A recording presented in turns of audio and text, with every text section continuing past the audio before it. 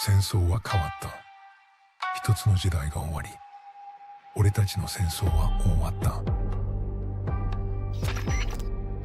War has changed.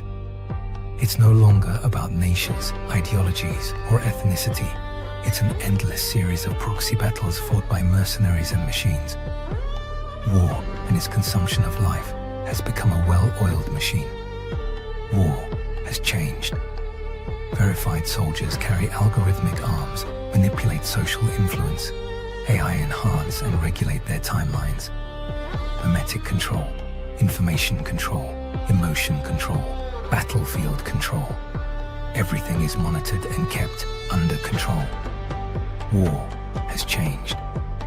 The age of deterrence has become the age of control, all in the name of averting catastrophe from weapons of mass destruction. And he who controls the battlefield controls history. War has changed. And when the battlefield is under total control, war becomes routine. Think outside the cage.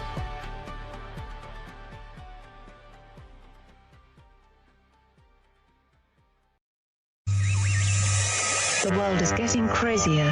People are acting more and more insane. The end of the world is tomorrow. Tomorrow. There's only one thing to do when the world is falling apart. Listen to Basil and Gonz as they discuss this week's news and events through the lens of Bible prophecy. You are listening to Canary Crime News Talk. You're listening to Canary Crime News Talk. Today is June 3rd, 2026. We are live on episode 946, and today, breaking the fourth seal. And signing on from Off the Grid, Razzle Dazzle. I'm your best buddy, Basil, and you are not crazy. And my name is Gonz, dropping phones, at Face Like the Sun, director of the Age of Deceit films, and author of Prophecy Without Panic, recovering the patterns behind Bible prophecy. Your favorite Asian provocateur for Christ, live to tape from the metaverse to bring you the best news, which is the gospel message of Jesus Christ, while reporting the egregious with a well-rounded, biblically grounded take on world events. It is a beautiful Wednesday. It is Wednesday, my dudes.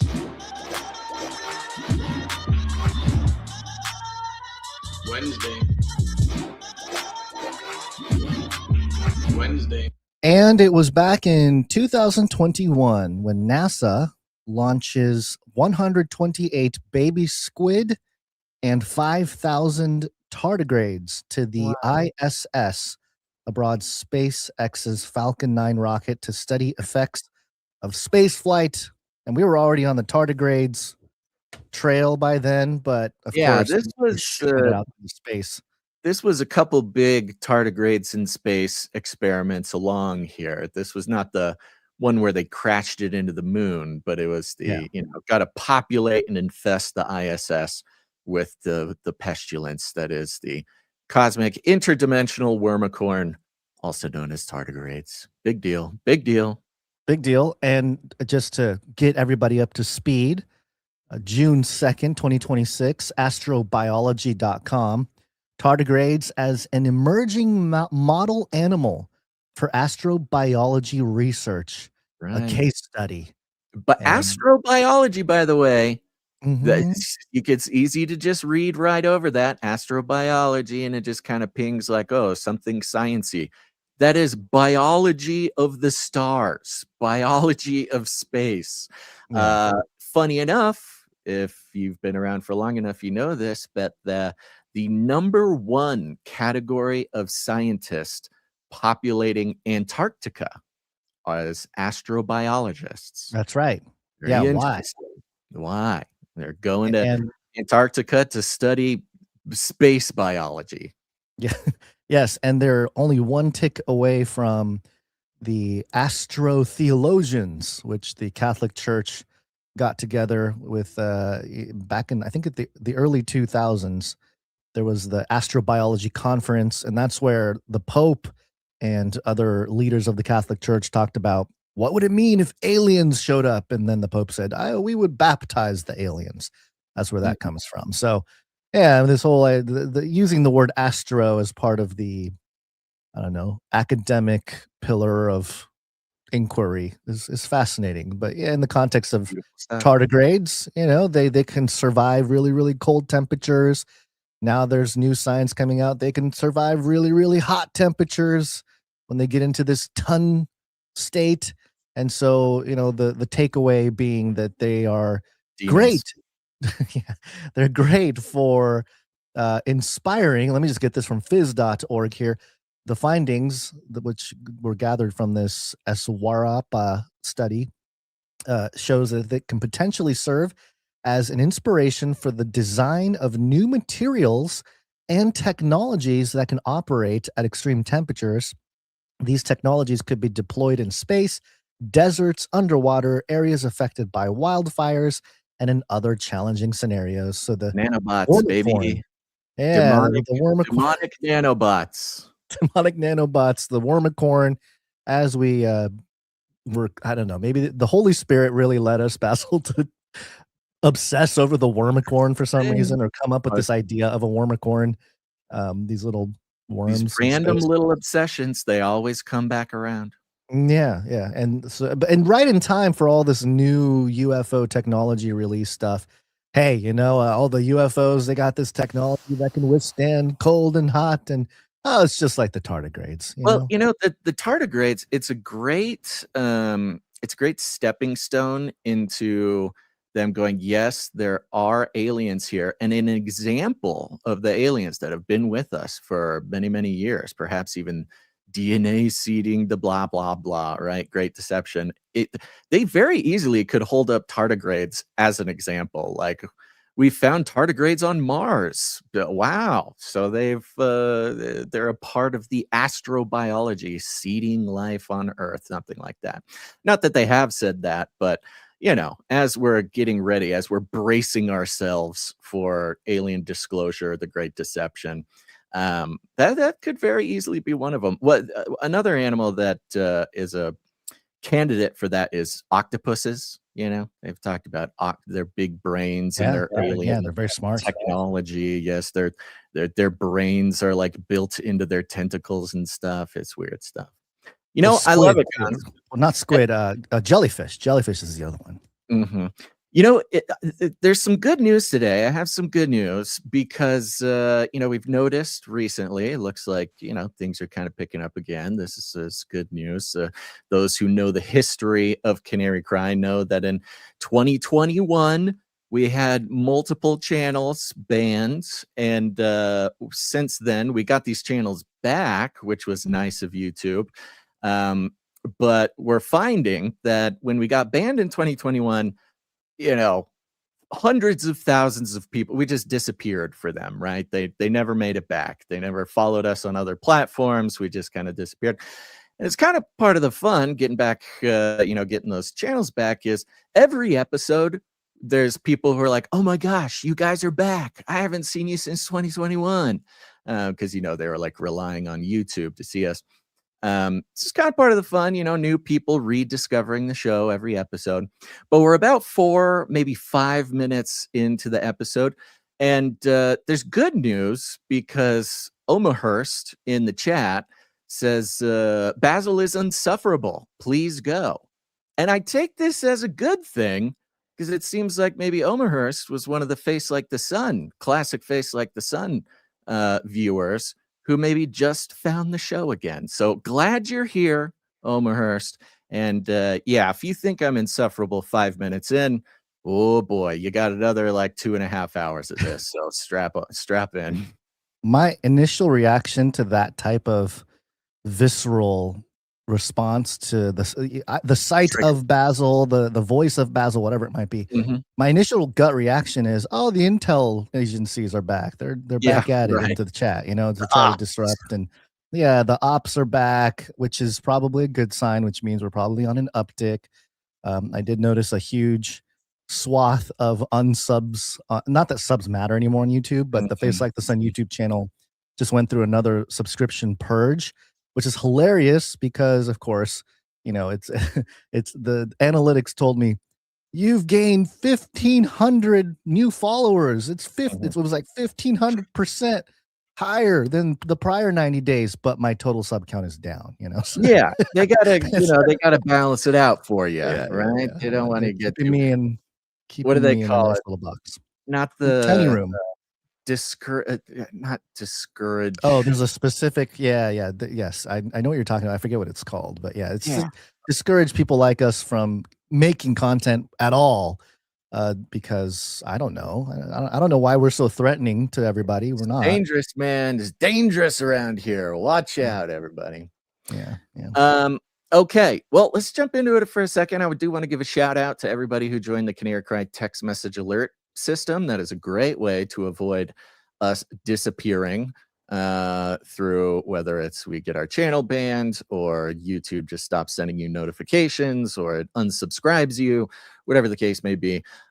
You should connect in a way that is not controlled by the big tech platforms. And a great way to do that is to text the word canary, CANARY, to the number 877-740-3226. Again, you got to text that word canary to 877-740-3226, and you will start getting text messages from me. I send out a little text before every show just to let you know we're going live.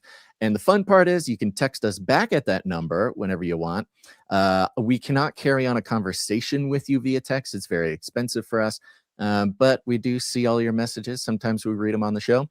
And so go ahead and do that. It's a good way to future-proof your ability to get the content that you want, or at least not lose us randomly someday and they just hope you don't notice and you go on with your life.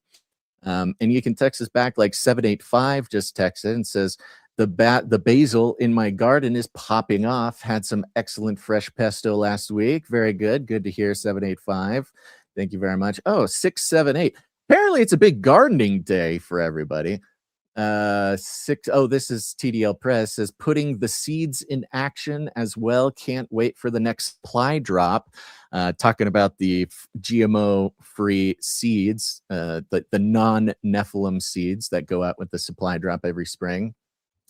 970 says, let me just make sure this is thank God for our best buddy Baz and for Gons. You guys are fantastic, and the Canarium loves and appreciates all you do. Well, thank you very much, Krellin. Let's see here. I think this may have come in before the mean comments. Who knows? Okay. Thank you, Lord. We got a couple more people texting, but we will check back in with the text message alert system later on in the show because it is time to get into the news, Gons. Are you ready? Yay. I think there's a lot. Yeah, I got a couple more things to say about a whole lot of things, but I will save it for later. Okay, sure. Oh, just mention Patreon. Patreon.com/facelikethesun. Go there, sign up if you haven't already. $5 a month to access the videos, $10 for the resources. I'll be breaking down the Exodus pattern, the Bible study with Gons, by the way. Bible study. Omerhurst, if you want some content that doesn't include me, you should go to the Face Like the Sun Patreon channel and get a weekly Bible study with Gons. Very special. Yep. You'll get the resources for $10 a month. Basically, I will be breaking down the Exodus pattern and applying it to 1948, the modern creation of the nation state Israel. Does it hold up to prophecy?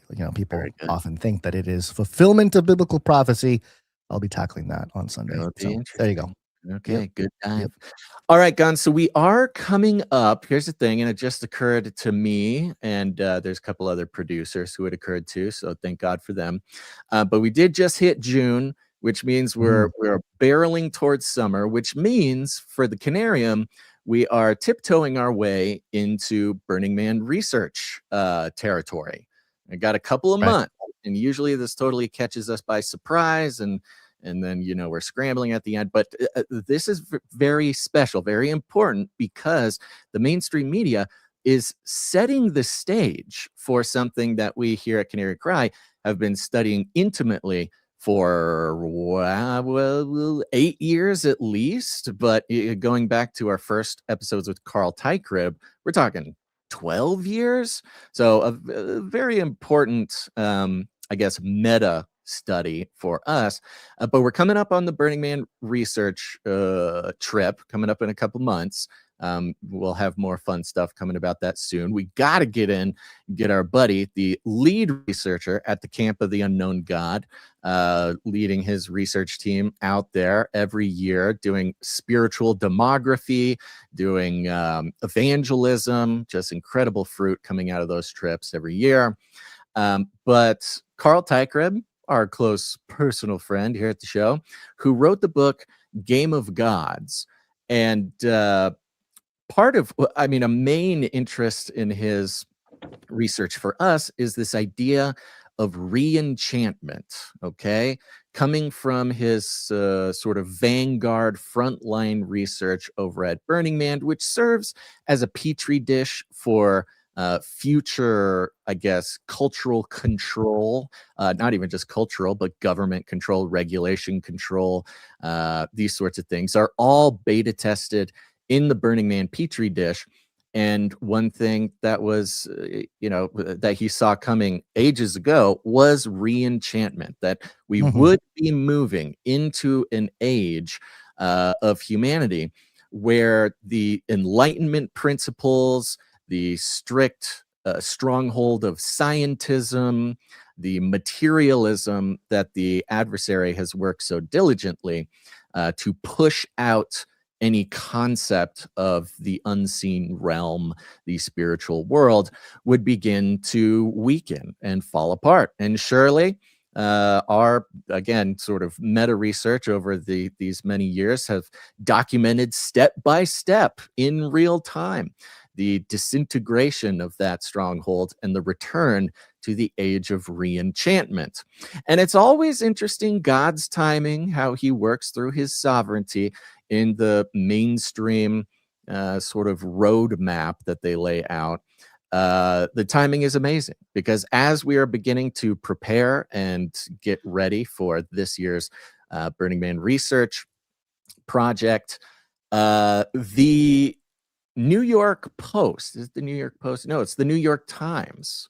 The New York Times. Oh, Agans, I see a link is actually mislinked in, no, it's not. There it is. Okay.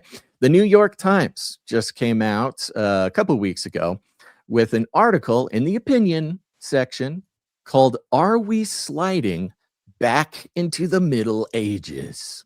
Wait, is it a question, the version you have? Because it's a statement. Sorry. Online. No, we are sliding. We are sliding, not a question. This is a statement.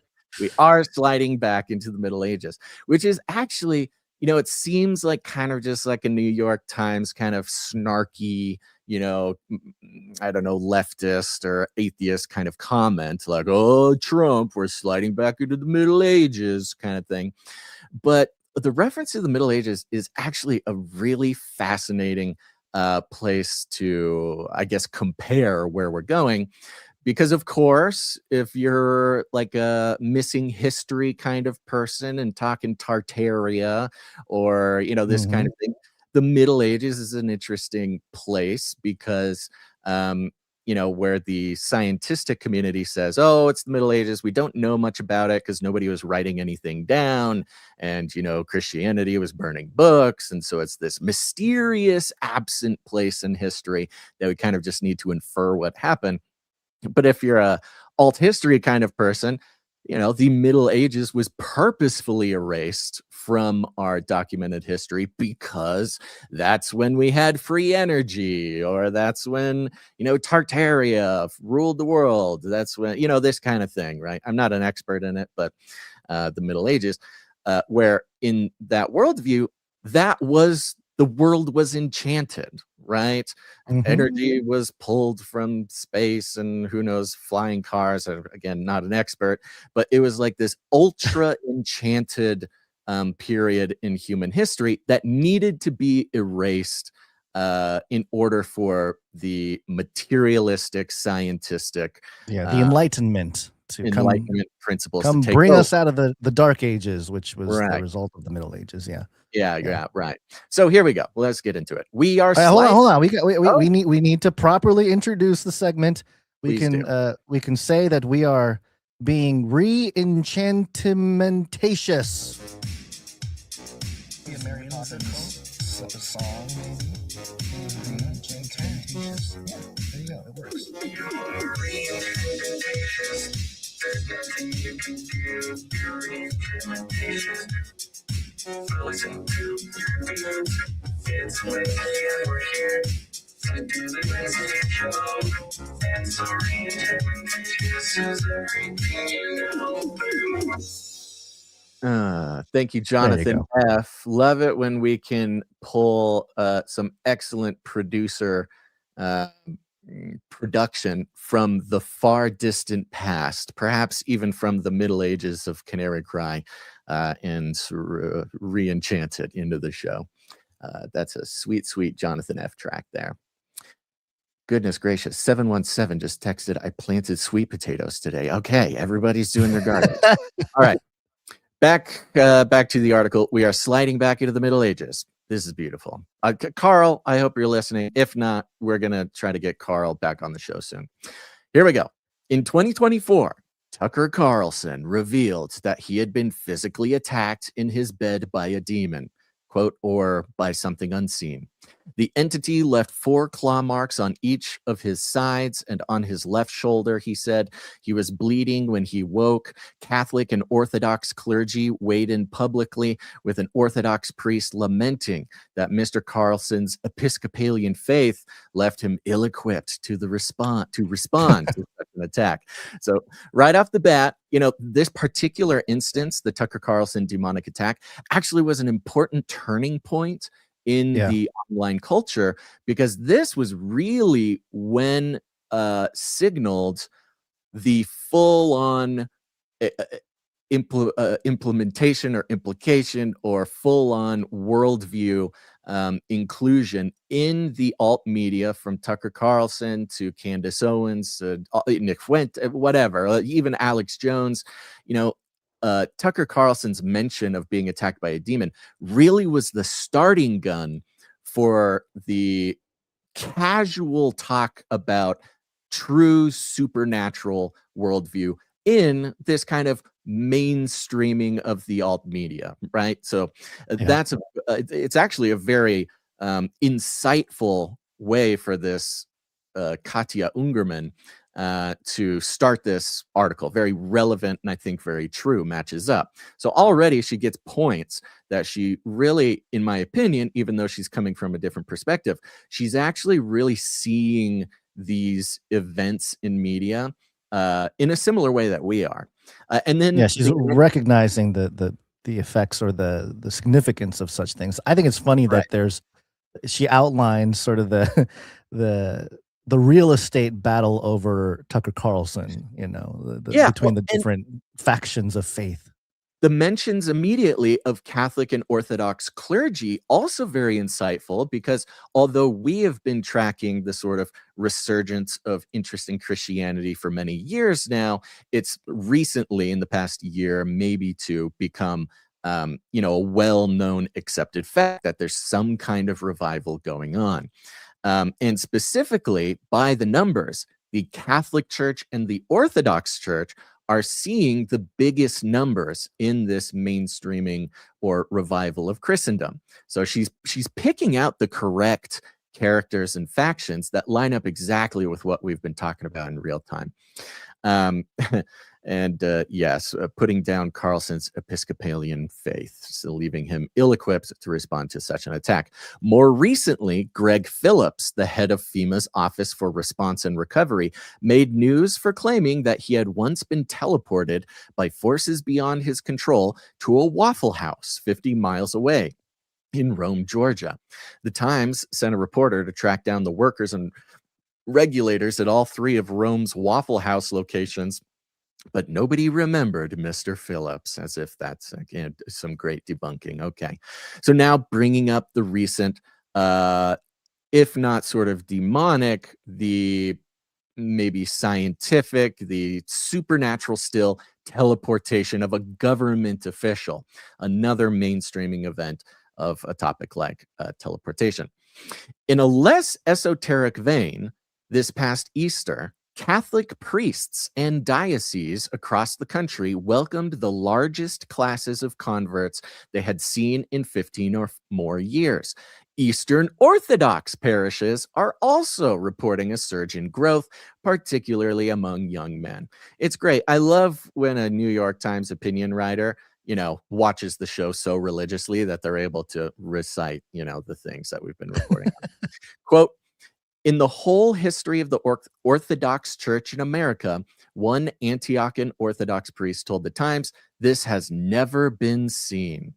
One piece of content, I hope we find a way, it's not quite complete, but find a way to, that the Lord finds a way to put out for us here, is my heretofore unpublished search for the Orthodox Christians that apparently attend Burning Man every year.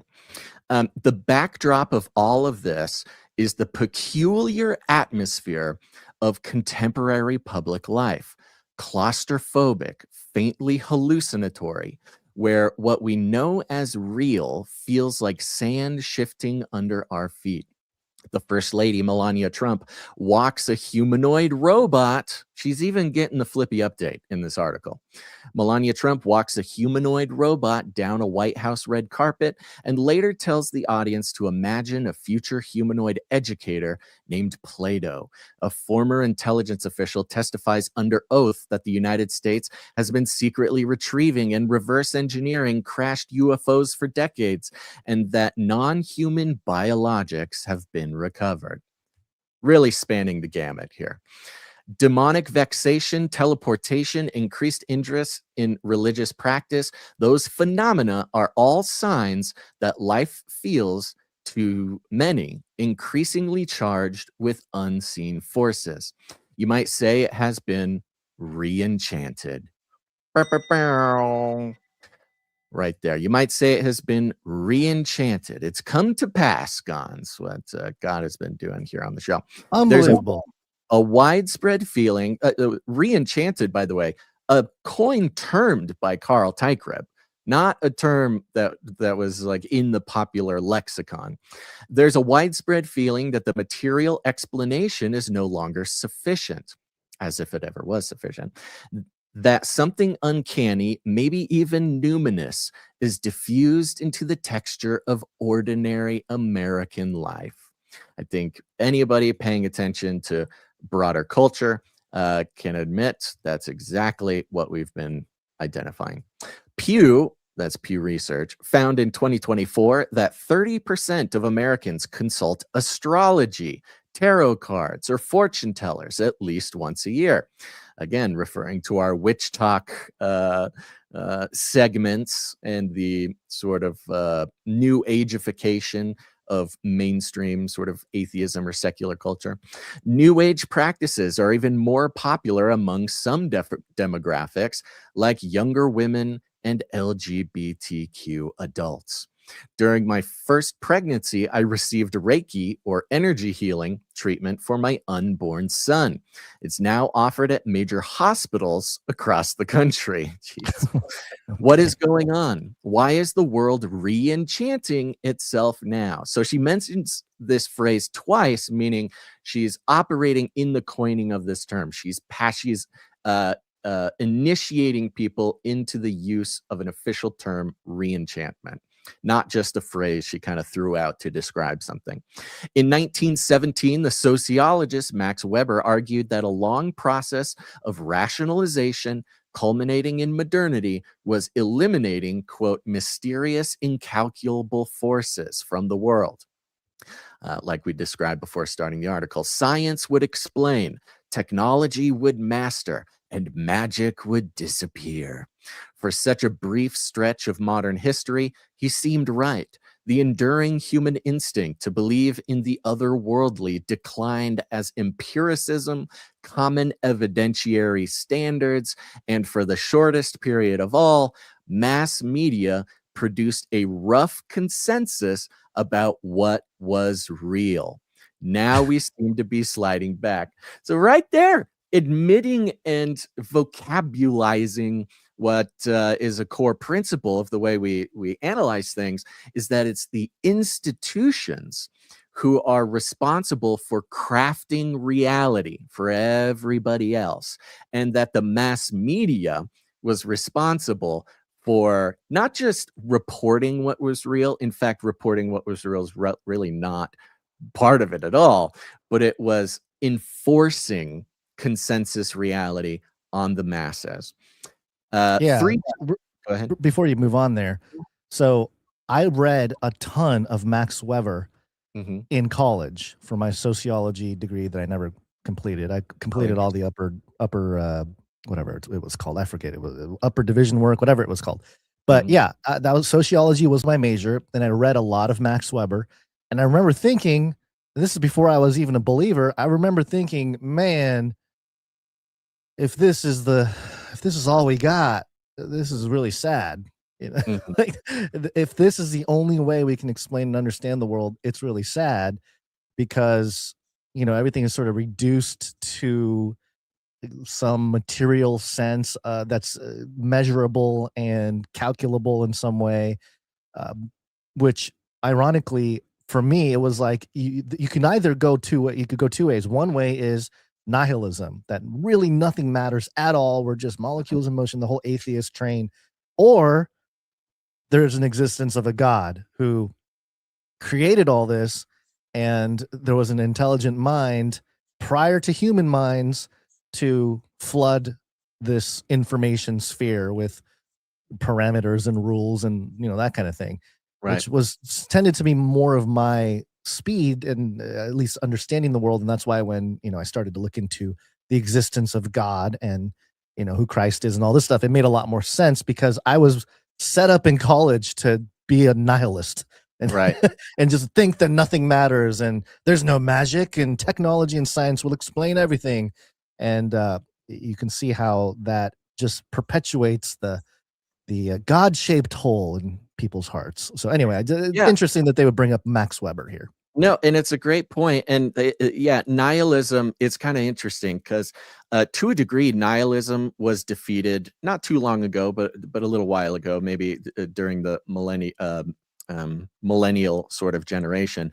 But what Yeah. we've seen recently, and was sort of a very clever play by the enemy and by the institutions that is really vexing people now, is the Gen Z version of nihilism.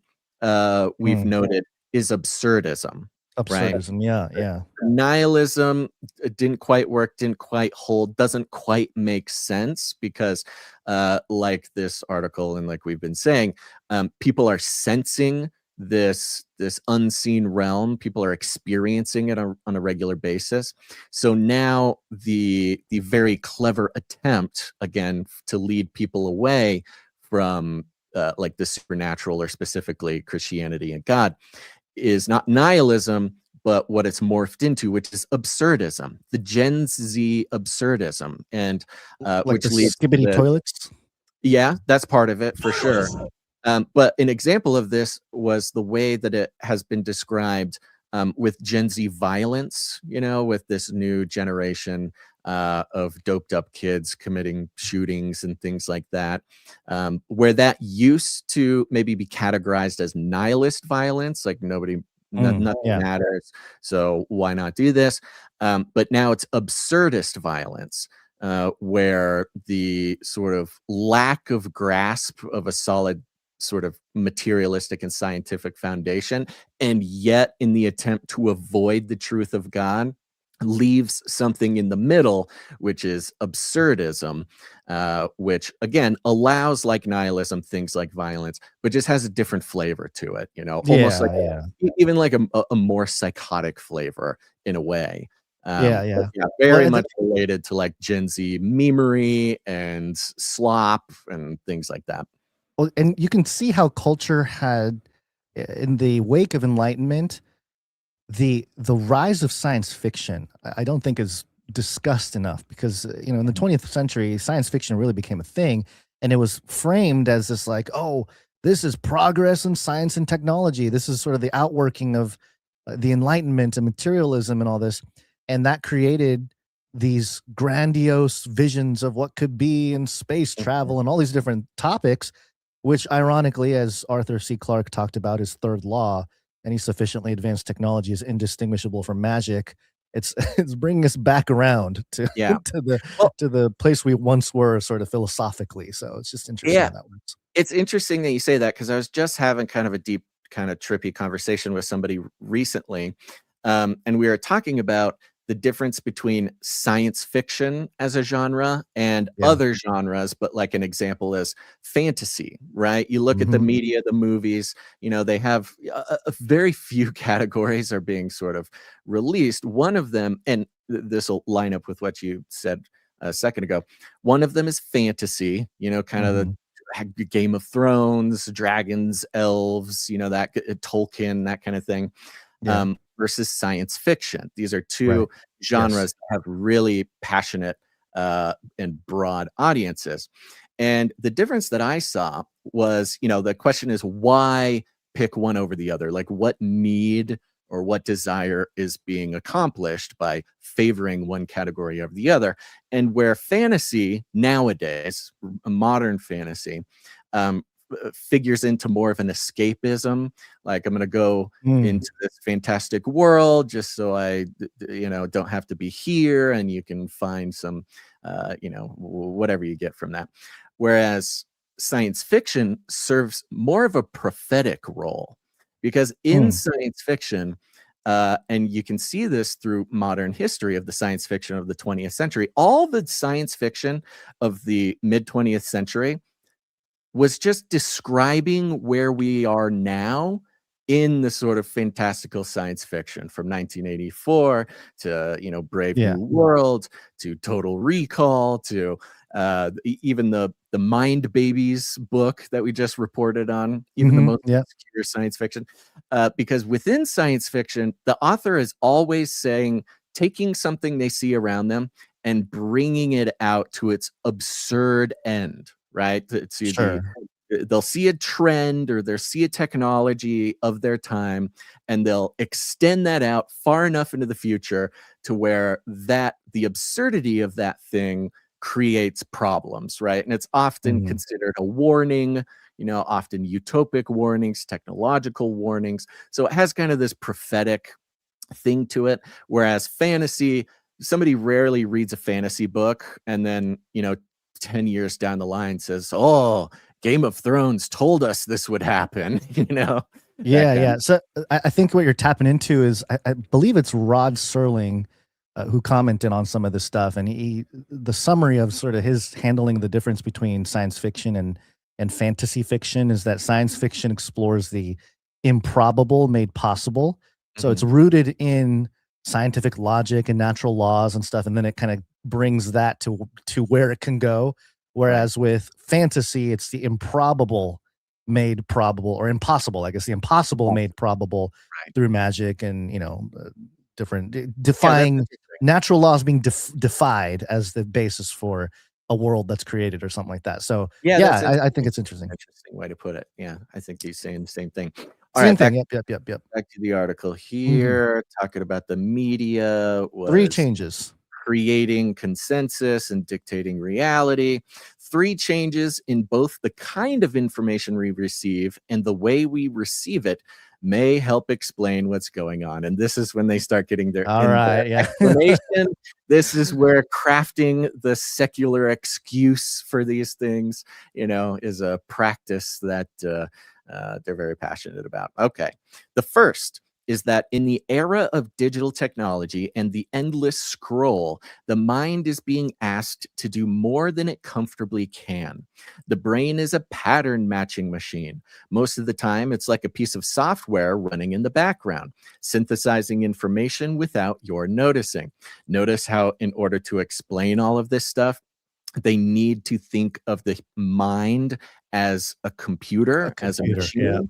instead of processing a machine. soul, right? Instead of yeah. a consciousness, instead of a supernatural being. They have to compare it to something we invented.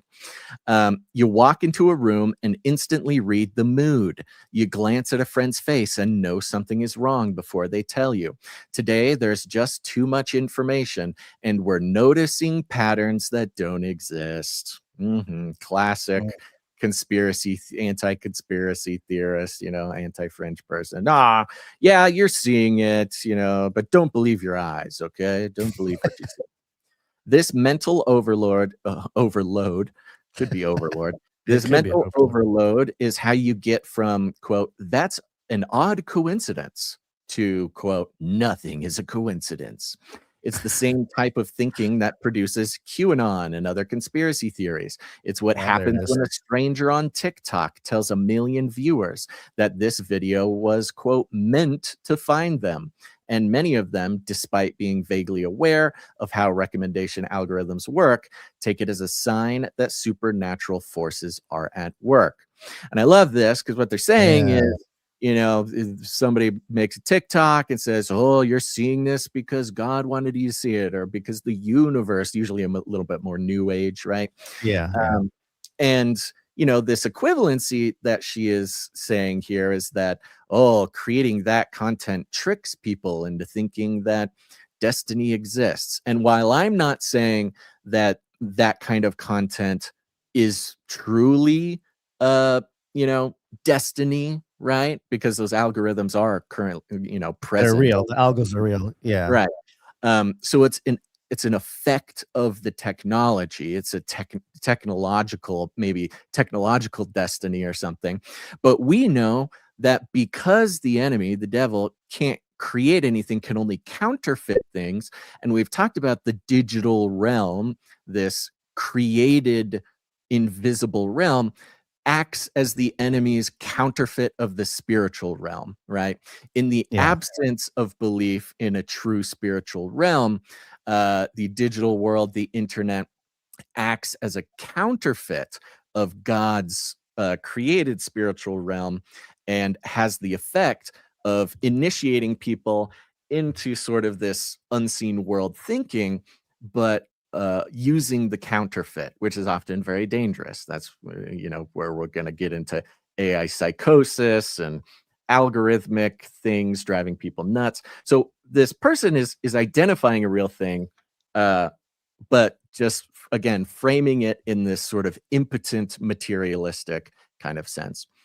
Well, just to point out the concept that she's pointing out rightly, sort of the difference between people using the hook of like, "Oh, you're meant to see this," whether it's a belief in God or New Age or whatever, and the algorithms at work. So there's a distinction there, but at the same time, you can argue that those things aren't necessarily mutually exclusive either. There's it's a not. supernatural aspect to it, but just Yeah. maybe that's not coming from the the side or the supernatural beings that you might think it is. It is Right. coming at you through the devil's counterfeit digital world, and we know that the enemy uses these algorithms because of the fruit, right? The fruit Right. of these algorithms is almost entirely evil all the time. Yeah, I know.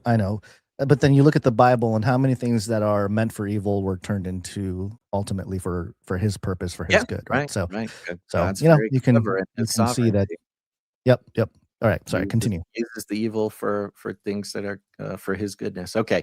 The Mhm. second change has to do with proof and evidence. Doctored photographs predate AI and even the digital camera, but fabricating proof used to take work.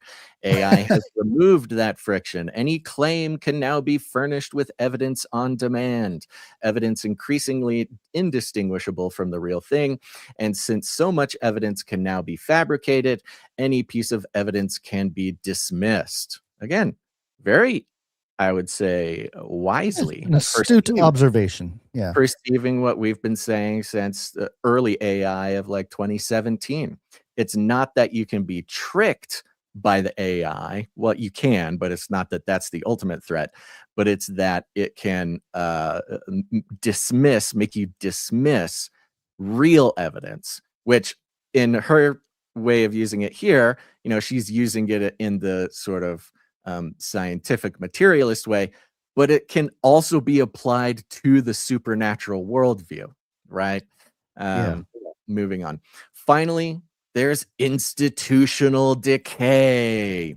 There it is. There we go. Okay, institutional decay. The paranoid explanation keeps turning out the part. Wait, sorry.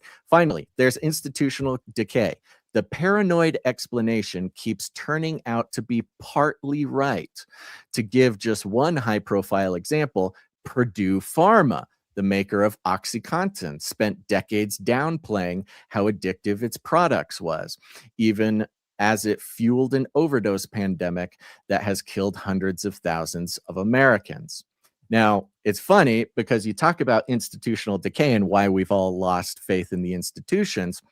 She's using Purdue Pharma as the example of losing faith in institutions because Purdue Pharma lied to us about opioids for a very long time. She's not using, the government or other big pharma companies or, the CDC, not using COVID as an example where everybody lied to us for so long. And it's now, convinced even the most ardent sort of materialists that the government can't be trusted. No, it's Purdue Pharma. We can all very sort of harmless. You can tell she doesn't want to anger the New York Times writers by giving other maybe more prudent examples of what we would say to be justified institutional decay.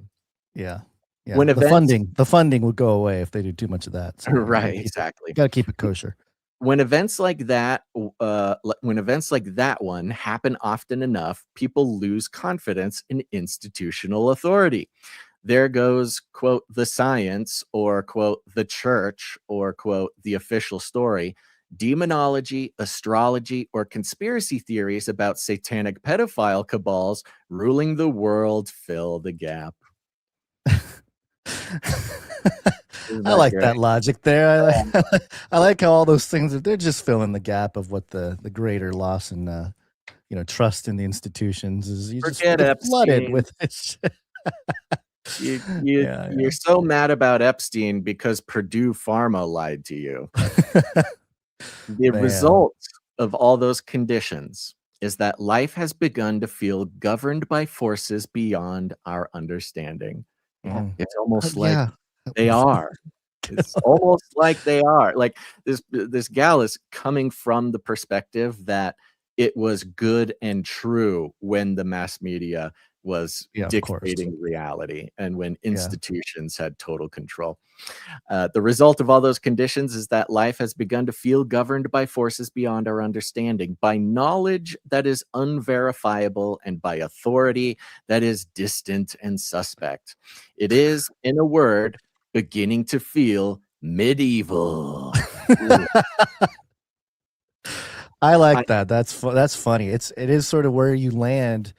Because of course, we are not governed by forces of our understanding that forces that are beyond our understanding, and knowledge that is unverifiable, and authority that is maybe not suspect.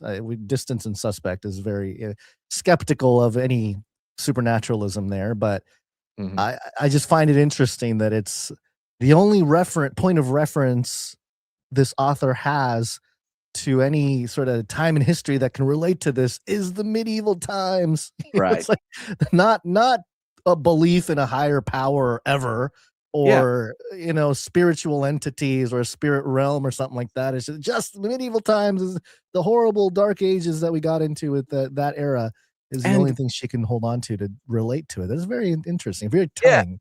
And exactly, listen to what she's saying. She's saying the idea that we can't trust institutions, the idea that there is a controlling force that we don't understand, and that doesn't even have to be like God or supernatural. She's even just saying, like, because our explanations for who's in charge, like the government, corporations, because they're invisible in a way. They're sort of theoretical. They're sort of invisible or whatever, because we don't accept the materialistic explanation of who's in charge.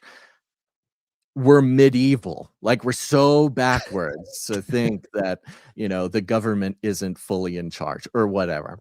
And you could even include like the cabal in there, right? The cabal is just an example of an invisible ruling power. Anywho, she brings it back around here. I do not believe that re-enchantment in itself is the main problem. After all, re-enchantment doesn't mean, quote, irrational or, quote, untrue or, quote, conspiracy, though it can lead there. Even this is a pretty interesting thing to admit. You can tell she's really walking the She's struggling. I feel like she's struggling to really grasp on to what's going on right now. I see, that's the thing, because that feeling that people are beginning to understand or to experience, and the re-enchantment that society is experiencing as a whole, you can tell she's experiencing, right? She's experiencing it. She kind of knows it. She feels it, but she's trying to find a rational explanation at all costs to avoid saying that there's a God, right? And so while experiencing the re-enchantment herself, you can tell she's trying to like talk herself into an explanation.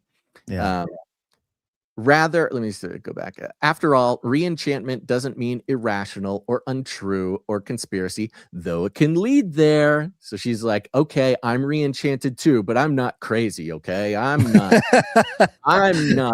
irrational and a conspiracy theorist. I like the fairies.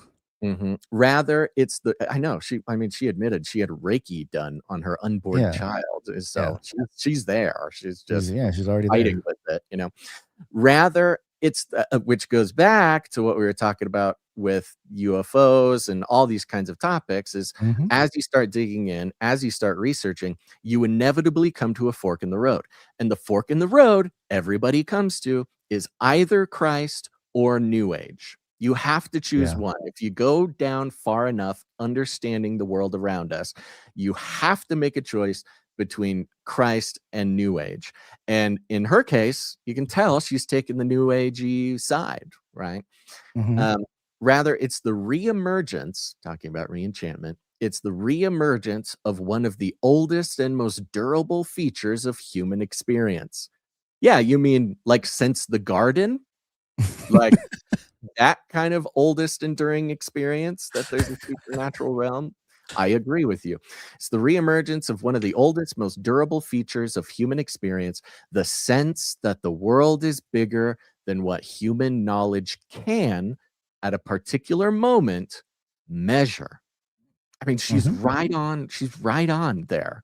The first step is admitting to yourself that there are things that you may never understand, or that you, in a way, like are not built to understand until revelation comes to us. But it's not a coincidence that many of our most famous scientists were obsessed with the ideas that we'd now find crazy. Thomas Edison, for example, claimed to be working on a device that would try to receive the voices of the dead. But enchantment mutates when it's untethered from a foundation, from a community that acts as a check on the most wild and destructive instincts. You mean like a church? You mean like a community of people understanding the supernatural unseen elements? Yeah, exactly. Who's untethered from a community? Is it the re-enchanted author who's New Age and feels kind of alone in her supernatural understanding? So that seems to be more of the one at danger of re-enchantment than the one who finds Christ, joins a church and also the body of Christ, a huge community of billions of believers around the world, acting on a check as the most wild and destructive instincts. She's kind of condemning her own side of things. by admitting That's again showing her trauma and maybe some pain points more Yeah. so than anything. Like the analysis is not beyond her own suffering, you know. Right. So Yeah. Okay, almost done here. In a Rolling Stone article about AI-induced spiritual crises, the writer Miles Klee spoke to an unnamed source whose partner had messaged extensively with ChatGPT. Eventually, the partner came to believe he was God. Yeah, because that's the sort of the adversary default mode of humans. That's the adversary, as you know, oh again, speaking about the science fiction of the mid 20th century, the cyberneticists were the ones who connected the occult and the yeah. supernatural to technology. It's built into the very architecture of the computer chips that are being used to create a homunculus or a golem called AI that can serve as an embodiment or a portal from the supernatural unseen realm of disembodied Nephilim spirits called demons to be able to speak to people and tell them that they're God. The original sin of humanity, thinking that we can be gods, being tricked by a slithery serpent who comes in and says, no, you can be as God. She's telling the story of the Garden of Eden. I was gonna say, right has here. anybody shown her? Do you think her mind would be blown if you showed her some of those early passages in Genesis 3 there? You know, it feels That's the thing. That's why you eventually come up against the fork in the road of New Age and yeah. Christianity, and Yeah. why Christ is the right answer, because every conclusion she's coming to here is not only explained, but foretold from the Yeah. very beginning of human existence. Dare I say, having an anchor to a community of Christians, Christ following believers, not just alive in modern day, but a tradition of thousands of years of people aware of and thinking through the very struggles that she's, so lost and, can find scientific reasons. Our brains are computers. So, of course, eventually the partner came to believe he was God. He had an ecstatic experience with a product that has a stake in keeping him engaged. You mean like a demon? His story might have ended differently inside a spiritual community where someone could have told him to slow down. Like church? Like a church? The world we're moving into will look more... I could go on. Okay, I'm not gonna. The world we're we moving can't. into Yeah. will look more like the one before the modern era than like the one we grew up in. It will Oh, yeah, the be one we grew up in was saturated. so nice. Yeah, it will be saturated with the supernatural. Everyone will be believe in something. The question is in what? Is this not Wait a minute. explicitly, directly Wait from a minute. Carl Teichrieb and what we've been talking about for the New York Times is laying out in sort of unfortunate ways the entire canary cry theory of everything that has brought us to now and explains our future. It's incredible. It's beautiful.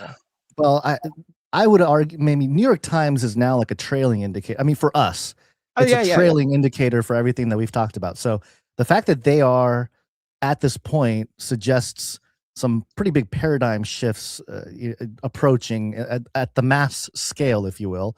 And to that effect, you guys have been going to Burning Man, and you guys have been in the trenches in that regard and looking at it. And of course, Carl Teichrieb's book here, Game of Gods, if you haven't gotten it, what year was this published? I'm trying to find the publishing year. Around 2012, maybe 2014. I don't remember.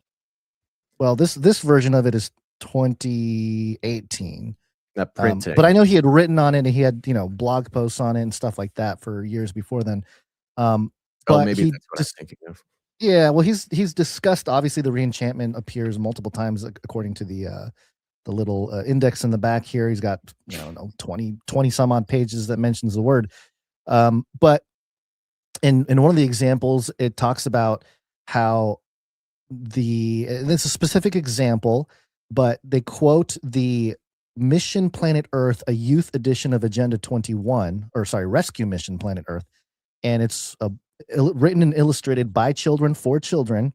And one of the quotes in here of the rescue mission for Agenda 21, it says, the agenda suggests no new government structures to implement even its own proposals, let alone the ones to leave out.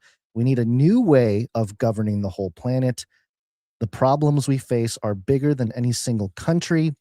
And he goes on to talk about how the re-enchantment was being politicized even back then. And this is back in, I think, like the 90s when this stuff was being passed around.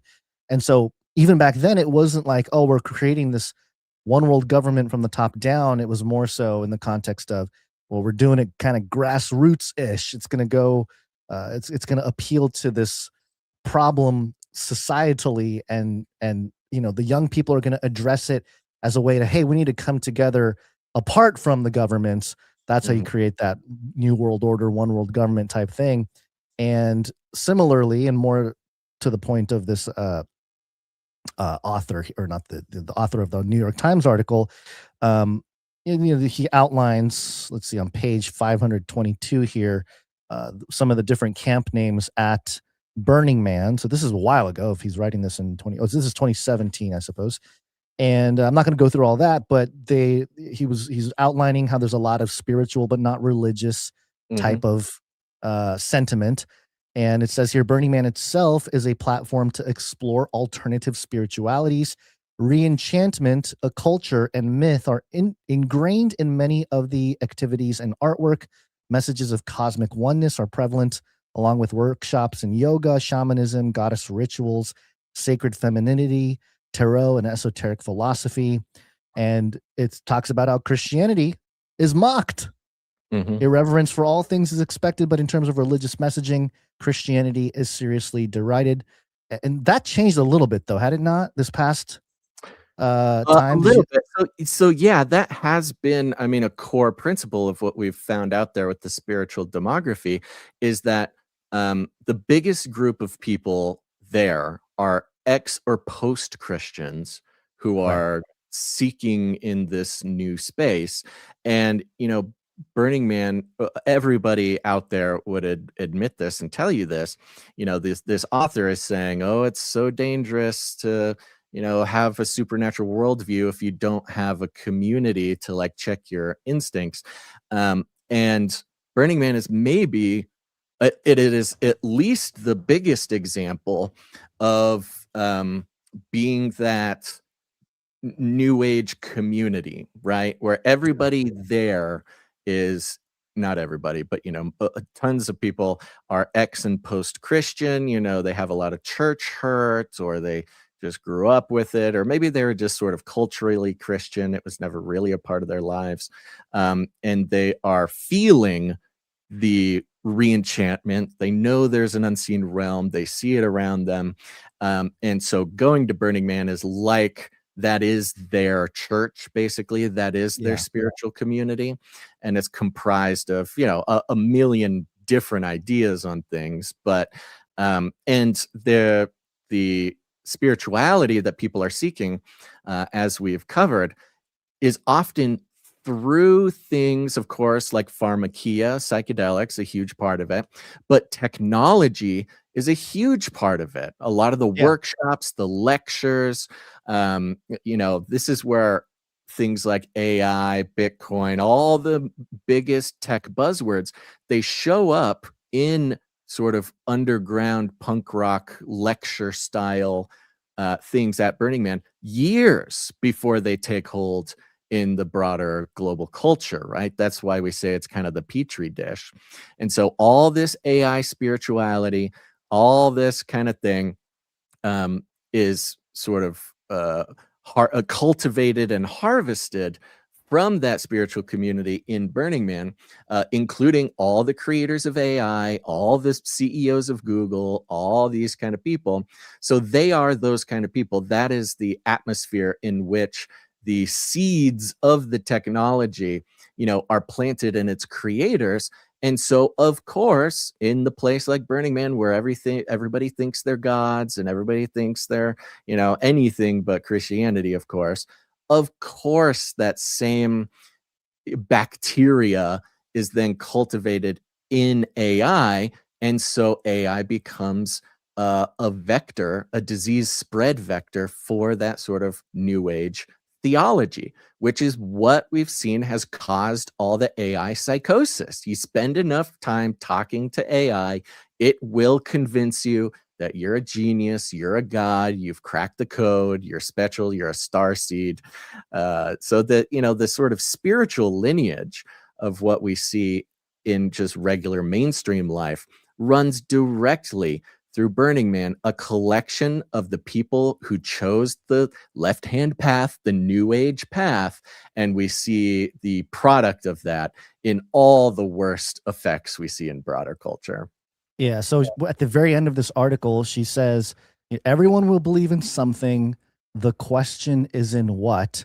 As sort of this saturated with supernatural, this world before the modern era, as if to say in the modern era, we don't believe in anything. Is that, I don't know. This is kind of a weird thing. Truer, as if the modern era materialism, scientism was the truth, empirically true. Yeah. The empirical truth, again, as she admits, created and sustained and enforced by institutions and mass media. She's implying that the world where institutions and mass media created and enforced reality for everybody was somehow truer than the time before that, right? And so she's kind of coming at it from a weird direction, but she's basically reiterating, the theory of everything that's been a huge part of our analysis for many, many years now. And they're finding a way out of it. Yeah, the header graphic for this New York Times opinion piece is this painting of looks kind of like a street corner. There's like robots crossing the street, an alligator coming out of a sewer, and a businessman being abducted by an alien or a UFO, I guess, with a businessman walking with a Men in Black walking with an alien, a guy going through a portal, an angel, guy coming out of the another side of the portal, a demon-like figure in the sky, people praying in the window. So it's this sort of hodgepodge of all the supernaturalism. Yeah, the visualization of the things that happen around us in the spiritual all the time. Right? Yes. But in the context of modernity, having the robot in there to reference AI, having the UFO there, this is, I think, where the greater culture is being pulled into that re-enchantment mindset or worldview. It has to do with setting everybody up for the inevitable, and we've called it the Great Deception, but truly it's the inevitable narrative craft of who are these other beings that the government is introducing as, hey, these aliens or whatever. Yeah. And at the same time, who are we creating with this AI? Are we creating other entities, or is it God? We might say they're demons or whatever, but it's really reflective in the other pieces, the more enchantment section that's right under this article. Like, hey, New York Times is like, hey, go read these other articles about the same thing. Search the heuristic for enchantment on New York Times. Yes, it's Neil deGrasse Tyson, give us the aliens. Oh, perfect. And this was just a month ago. And then from the end of last year, your phone isn't a drug, it's a portal to the other world. Wow. Another opinion piece. And be open to spiritual experiences. Also, be really careful. This is from 2023. So they've been at sort of the groundwork of this, but I think using specifically the phrase re-enchantment shows that Carl is just spot on in identifying the verbiage to describe what the culture will pick up on when it comes to how to understand this phenomenon. And just as a side note, and we started with the topic of fantasy fiction and science fiction and all this stuff. The trailer, or I guess I don't know if it's a trailer or like the film art for The Odyssey just dropped today, Basil, the Christopher Nolan film. And do you see it on the screen there? It's, it's the guy, he's in his sort of medieval outfit, but then he's facing like an army of giants in its own armor, so talking about bringing back the Nephilim. He's bringing facing up against the Nephilim. Yeah, pretty much. And then the other thing that dropped today was the trailer for God of War. It's called Cube. Do you see this? It's like this rainbowy cube. It's like an offshoot of the God of War story. Game, or is this the game God of War. the very famous game. And I'm seeing people say like, I don't understand the cube. Why is it a cube? I don't know. I don't get it. Where is the cube relevant? And maybe they mean in the context of the God of War, the game universe that's created in the game. But in general, it's just funny how it's inevitable. They can't get away from certain types of symbols, whether it's the Nephilim or the cube or something. It's like they just have to reintegrate it into the modern mythology that informs people. And whether people know it or not, and this has been the topic of predictive programming with TV shows and stuff for a long time. And I think more and more in our generation and younger, it's video games. How do they, I guess, the elite or whatever, how do they program the minds to accept certain quote unquote realities that will become public knowledge, such as maybe aliens or interdimensional beings or time travel or portals or whatever, these sort of fringe ideas that were not necessarily scientifically viable 100 years ago, but certainly are becoming that way. And then the barrier between what we discussed earlier with science fiction versus fantasy fiction starts to break down, because no longer is it just an inquiry about where the material sciences can take us. It's also tapping into what is improbable and impossible in a sense when it comes to a fantasy world that's created in stories. And that's why you think about the Tower of Babel. God said, if he doesn't divide the languages, nothing they imagine to do will be impossible for them. So it says in Genesis 11. So if you think about what that means, it sounds like a very enchanted type of reality back then, that anything you imagine you can pull off, which is a very modern new agey type of thinking. And again, it's just interesting to hear the take coming from who is this author again? What is her name?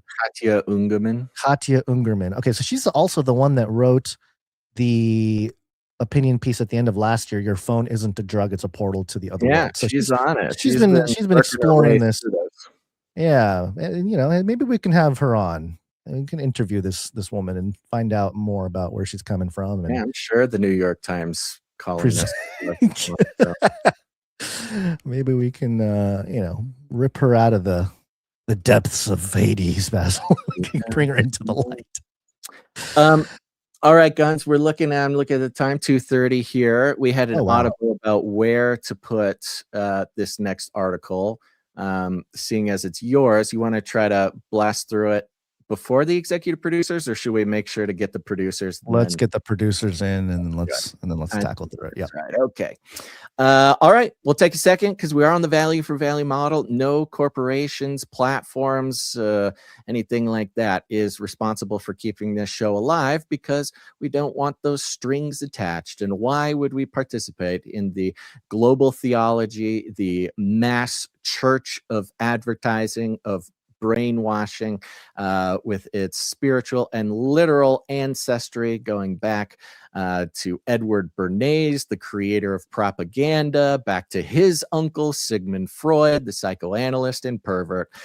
We just want nothing to do with it. So no corporations are involved in keeping this show alive, and that's not an easy way to do it, but we believe that's how that's how God wants us to do it. So instead, we're on the value for value model, which means that this show will not survive if it ceases to bring value to people's life.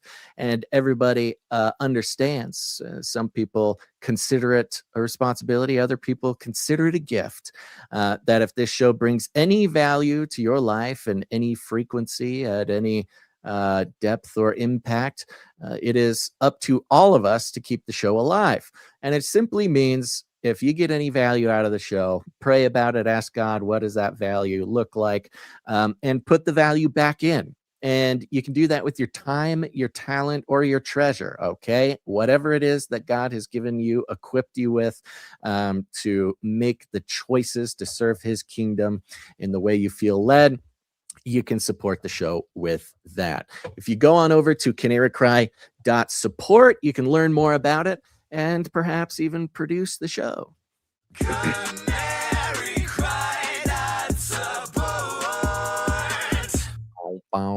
That's right. If you want to put value back into the show by helping us out with stuff, our back end processes, our special projects, if you have a skill or a vocation that you can apply to the community, that's awesome. If you're an artist, if you're a musician, any sort of creative endeavor, you can create whatever you create for the show. All you got to do is go to canarycry.art. You can upload it there. We'd love to feature it on the show. And you never know, we'll feature it on the show, but then maybe sometime down the line, weeks, months, years, we'll have your art to help bolster the production of the show, like Jonathan F's jingle for the Re-Enchantment. And if all else fails, you can produce the show with your treasure, of course. And the amount barely even matters, okay? Whatever it is that God's given you, whatever makes sense, you can come in, support the show. A big shout out to all of our monthly producers, people who have committed and pledged to say, hey, you know what? I get value often. I plan on getting value. I want to sign up. I want to support you monthly. If it weren't for our monthly producers, it would be a lot scarier doing what we're doing. So big shout out to you. But of course, executive producers get a big shout out as well, because when you come in, you produce the show for any amount that you like. If you produce the show for $100 or more for any individual episode like this, you're an executive producer. So we like to thank our executive producers right up here up top. And I'll start with executive producer, scrolling. Sir Jamie, not the Lannister, comes in. Sir Jamie, good to see you. Thank you, Sir Jamie. Coming in with your tithe. Appreciate that. God bless you. Hope you're doing good, buddy. Next up, we have executive producer Gumbrati. Yeah, Gumbrati comes in for a nice round number, which is a good reminder. If you come in, support the show on a nice round number on the 10 or the 5, that's you telling us you'd prefer we do not disclose the amount. If you don't mind us disclosing the amount, you can add 33 cents on there, 77 cents, count to 1, 2, 3, 4, 11, 11, something like that. That's just you having fun telling us you don't mind us disclosing the amount. Gumbrati coming in with a generous executive producership and a note here that says, thank you so much for all you do. Please play Lint Trap, Aborted Feces, and nom. See that? That's a lot of things. Yeah, Lint Trap, a nice long one. We can maybe play a second of it, but then play it in the mixtape at the end of the show for him. Give him the whole thing there. What was the other two? Aborted Feces? I don't remember what that is. Maybe let's see if it comes up here. All right, here, let's see. Let me check here. Can I tell you a sort of a twisted pleasure that I have? It's okay. No. Clearing out that lint trap. Clearing out that lint trap. Clearing out that lint trap. Clearing out that lint. Clearing out that lint trap. Yeah, and then we got this. Aborted feces. That's what it was. Aborted feces. Nice. What was the third one? Well, nom. Oh, nom. Yes. Oh. And that's the CIA. I think we turned that into a jingle as well. Let me just double check here. Yeah.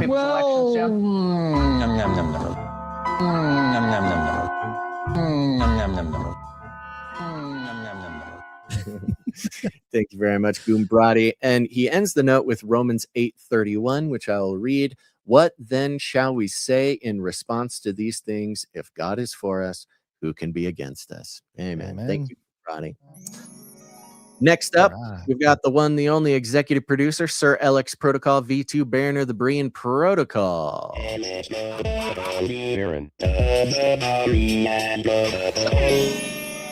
Thank you. For $100.33. Sir LX Protocol is on a 492 episode streak and a 146 episode executive producer streak.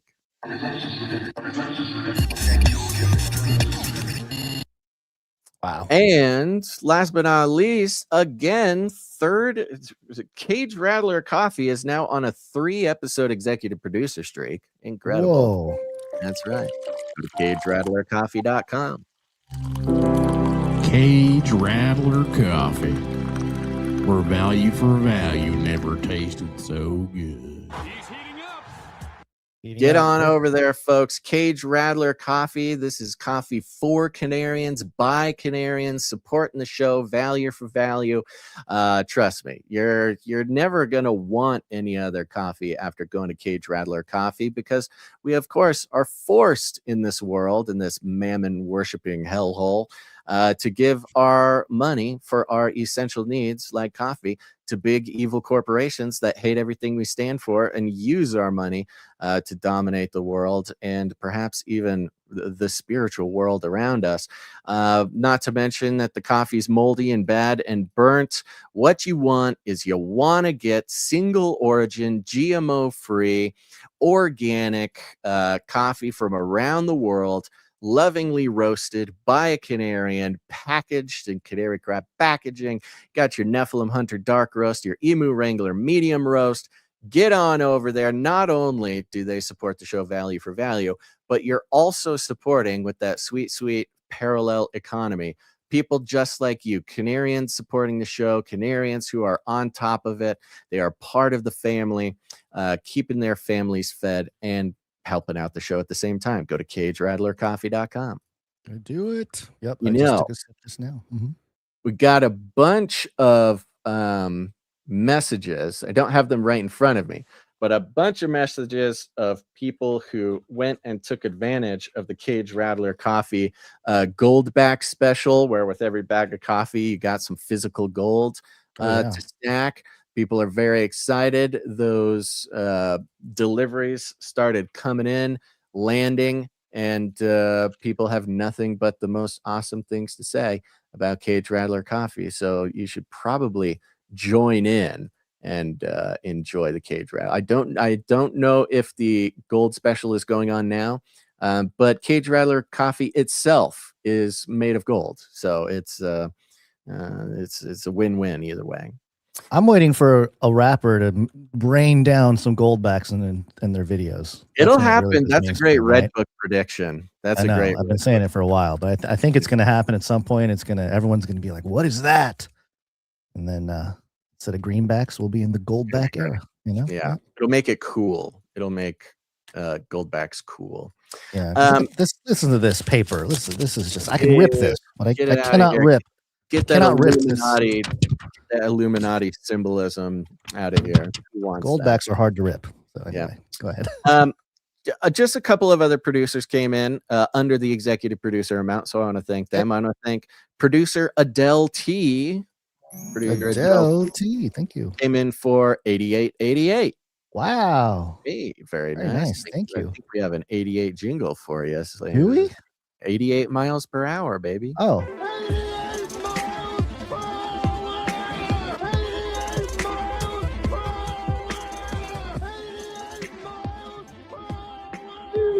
Oh yeah. Thank you very much. Speaking over the flawless victory. We of course also have producer Rebecca T comes in for 1234. Nice, thank you, Rebecca T. And she's on a 29 episode streak. Yeah, she's on a streak. Yeah, she is. Mm-hmm.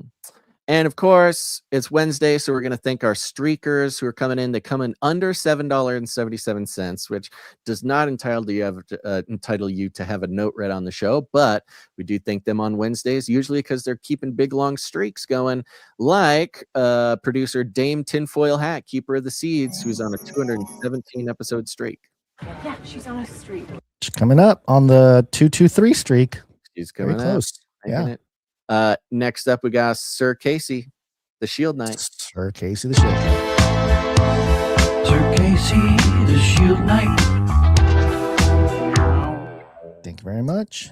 631 episodes in a row for Sir Casey. Oh, there's no buttons.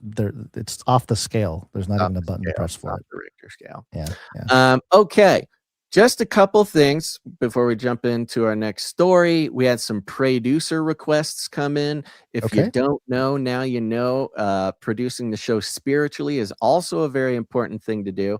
And our producers is anyone who prays. Who prays? Do you pray? Then you're a producer. So listen up. Let's hit that producer jingle. Producers, assemble!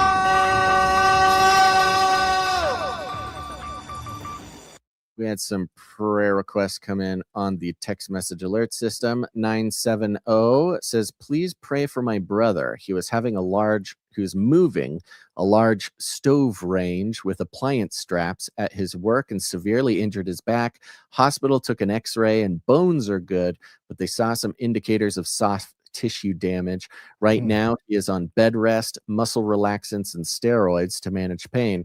He has a very physically demanding job, and doctors say it could take up to 3 months for recovery. Ay, ay, ay. Thank you for calling that in, 970. And everybody, we are praying for 970's brother. Did we get a name? I don't think we did, but there you go, brother of 970. Ay, ay, ay. This just seems to be the season for tweaking or breaking or straining or whatever. No fun. So, of course, we're praying for not only strength and a rapid healing and the skills of the doctors to get brother back in business, but also supernatural healing for brother, and also supernatural provision, so that this doesn't get in the way of providing for the family. So Absolutely. God bless you, 970. We're praying for you. Yep, praying for you. One other one, Monica texted in and said, would you please pray for Seth? He is sick as a dog and is supposed to travel Friday. Pray that he is able to rest and heal quickly, please. Thank you, and God bless the Canary Cry Kingdom of Believers. Monica. Thank you very much, Monica. We're doing it. Monica. Yep. Pray for Seth right now. Write it down in your prayer journal. We're praying for Seth, everybody, who's sick as a dog and has things to do on Friday. Again, we're praying for supernatural rest, supernatural healing, and that the things of life does not force Seth to have to get out of bed. He's got to sit, he's got to heal. God has created our bodies as amazing healing machines, and you'll be all better. Praying you'll be all better by Friday, so you can just be exactly where God needs you. Absolutely. Okay, I think that's it for now. That's all I'm seeing right now. Apologies if I missed anybody there, but very important. Producers, get on it. Other than that, I think we're good to go. Did you have anything else? Don't think so. Nomen Prute just told me he sent a speak pipe. We'll have to do that on Monday, Nomen Prute, just to let you know. I see it, though. Very good. Okay, excellent. All right, let's talk a little biblical. It's got to be biblical. Also, Palantir. Special thanks to our sponsor, Palantir. Artificial intelligence. Surveillance state. Space Pope Reptilian. And the Pope, all coming together in one article. And we did a little bit of analysis on this last episode. Was it last episode? Maybe it was last week. I don't remember. Time is definitely an upside down flat circle at this point for me. It's all confusing. But the New York Post published an opinion piece last week, I believe, maybe a couple weeks ago. Peter Thiel versus Pope Leo. Silicon Valley and the Vatican battle over who's the real Antichrist. Fight night. Antichrist fight night. Peter Thiel versus the Pope. The Cold War has broken out between Silicon Valley and the Vatican as they accuse one another of jeopardizing humanity's future. Oh my gosh, what a world we live in, Gon. Antichrist battles used to be the purview of fringe Christian weirdo podcasts and YouTube videos for many, many years. And now the Antichrist wars have moved to the global stage.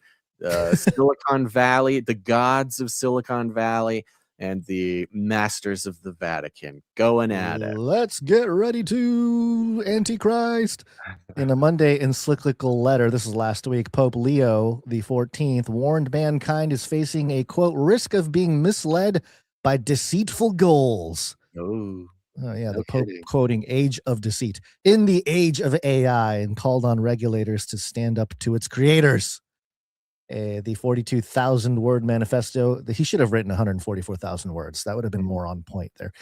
Manifesto comes after Peter Thiel has repeatedly argued in a global speaking tour, including in Rome, right outside Vatican City, that a powerful figure trying to stymie technological progress will turn out to be the Antichrist predicted by the New Testament. It's a frankly bizarre standoff between two very different Christian predictions about the future of AI. I don't know if I would necessarily. Yeah, I think they're getting a little funky calling them both Christian predictions, but okay. Don't need artificial intelligence. I mean, they can't give us a category because we were right about AI and the emergence and the societal effects of what a product with AI capabilities will do to civilization. But, hey, we're just chop liver over here, we're just yapping into microphones. It's a frankly bizarre standoff between two very different Christian predictions about the future of AI, one in which AI delivers us to our maximal human potential, and the other in which AI represents an existential risk to our very humanity. While the Pope warns AI's creators are playing God and flirting with disaster, Thiel has been arguing that anyone who stands in their way is a legionnaire to the Antichrist. Now, we kind of knew this. I found this article more recently, but it really did express, I think, what we've been seeing is there needs to be an explanation for the effects of AI with, we've been talking about artificial intelligent personhood. What does that mean? Is it conscious? Is it, does it have a mind? Does it therefore have a soul? That kind of stuff, right? Is it demons? But with any good control mechanism, you cannot have a ubiquitous single ruling ideology or a single person or individual or concept that everybody agrees on, because you cannot control the masses that way very well.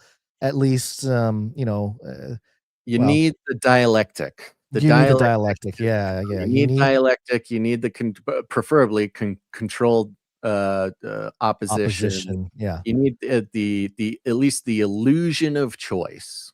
Right. The illusion of choice. And given, of course, for us, it's like, hey, God rules and we are his image bearers and imagers. Therefore, we go out and we reflect and bring the kingdom of God to earth, not literally in the sense that, the kingdom is here in the flesh and blood per se, where we have a new heaven and a new earth right now. But the ideologies, and then, of course, physically at some point when Christ returns and restores everything. But in the context of AI, which is opposed to Peter Thiel, right? The Orthodox Christian thing is that Christ will return, and then will come the physical manifestation of the kingdom, the restoration of our bodies and the creation itself. Whereas Peter Thiel's thing is, no, we need to create the AI kingdom of God to stop the Antichrist. We need the beast system to stop the beast system. So much like, we have the Democrats and Republicans, two wings of the same bird concept. This is what I think is being created here with this Catholic versus Protestant flavor of AI. And obviously, we lean more towards Protestantism in terms of actual sort of theology, but not Peter Thiel. Yeah, Protestantism. Peter Thiel is the representative of Protestant. I know that's what's okay. We'll get there. The New Testament predicts that a seemingly compassionate false prophet will seduce humanity with false promises of peace and prosperity, but ultimately cause suffering before the true Messiah returns. Again, it's New York Post, so maybe not fully grasping the difference between sort of the Antichrist figure and the false prophet. The first beast, second beast thing. But anyway, Theil, a Protestant, believes that this biblical moment is imminent. In his view, AI is on the precipice of delivering humanity to its pinnacle, and an Antichrist figure will soon rise up to oppose this techno-utopia. Okay, quote, in the 21st century, the Antichrist is going to oppose the techno-utopia. Yes. Quote, in the 21st century, the Antichrist is a Luddite who wants to stop all science, he warned in an October lecture. Quote, in late modernity, where science has become scary and apocalyptic, the Antichrist has somehow become anti-science. And this is so perfect. That's crazy. I mean, it's so perfect for like the gal who wrote that New York Post article, because she can kind of hold on to her enlightenment world. Yeah, this is find directly a related. community. Yes, you're right.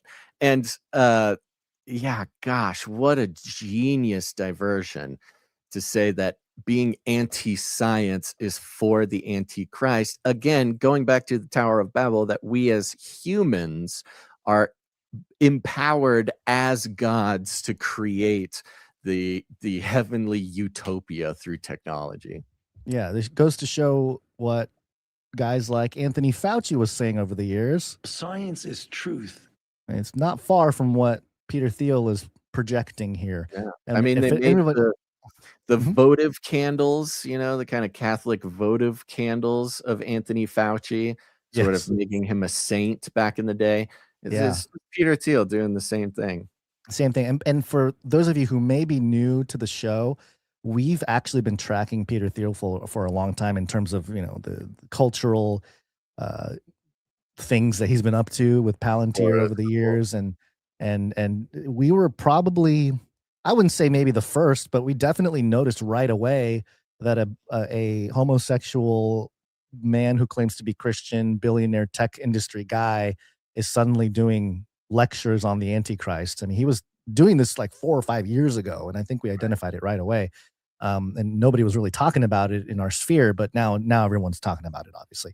So, too little too late sometimes.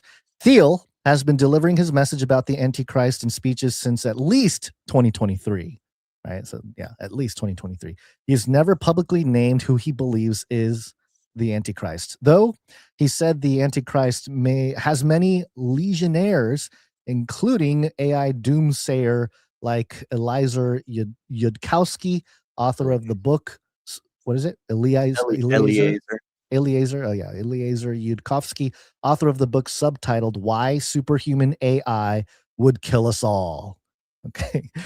In an article published several months ago after Leo's appointment, Thiel also noted how various popes were suspected of being the Antichrist.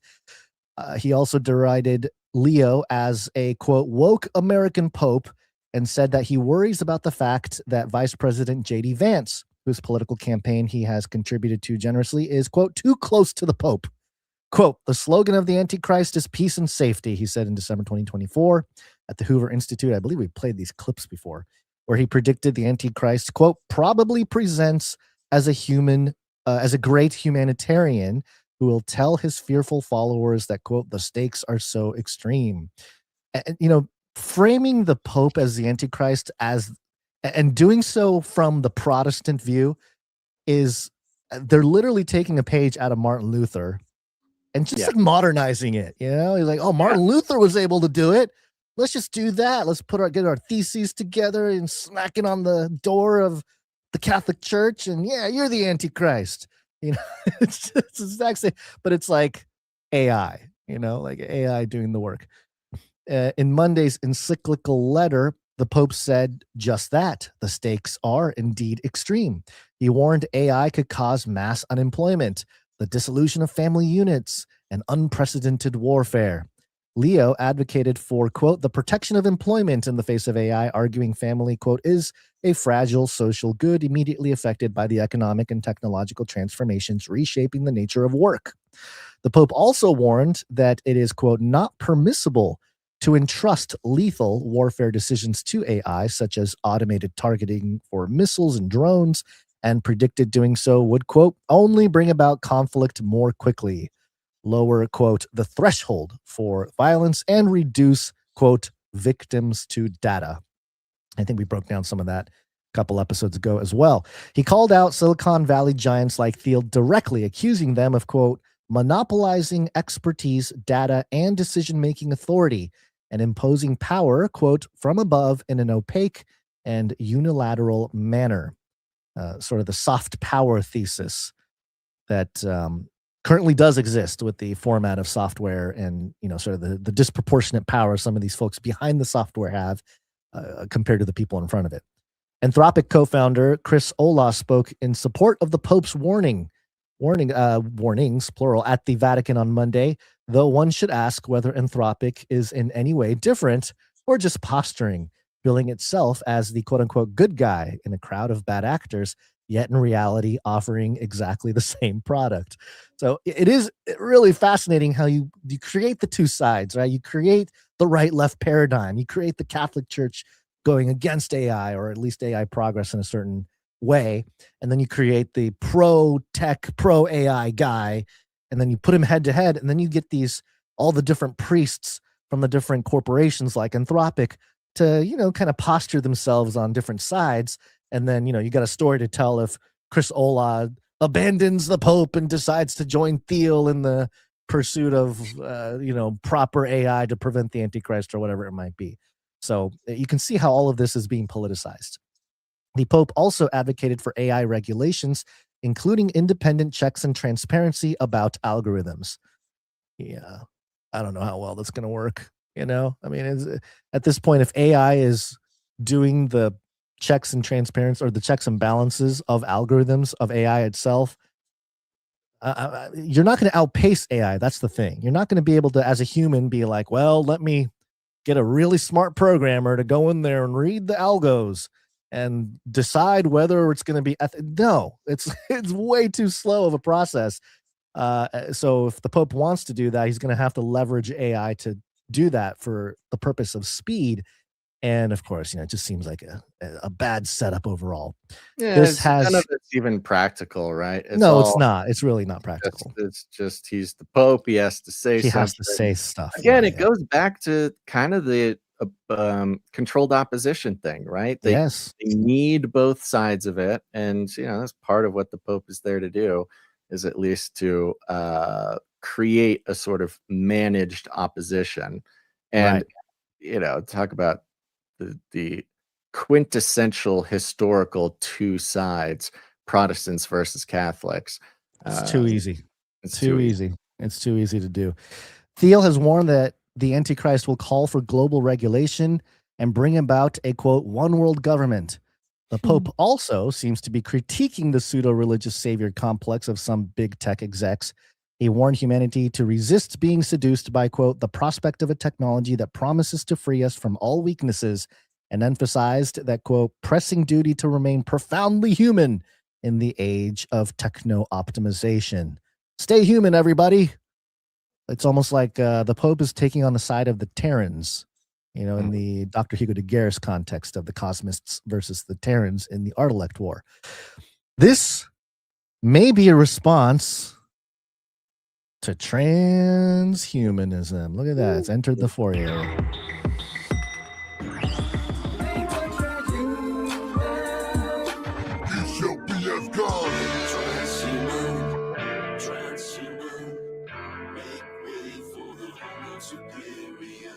This may be a response to transhumanism, a vision for humanity's future popularized by some Silicon Valley execs that insists man and machine must merge to become cyborgs to reach our full potential.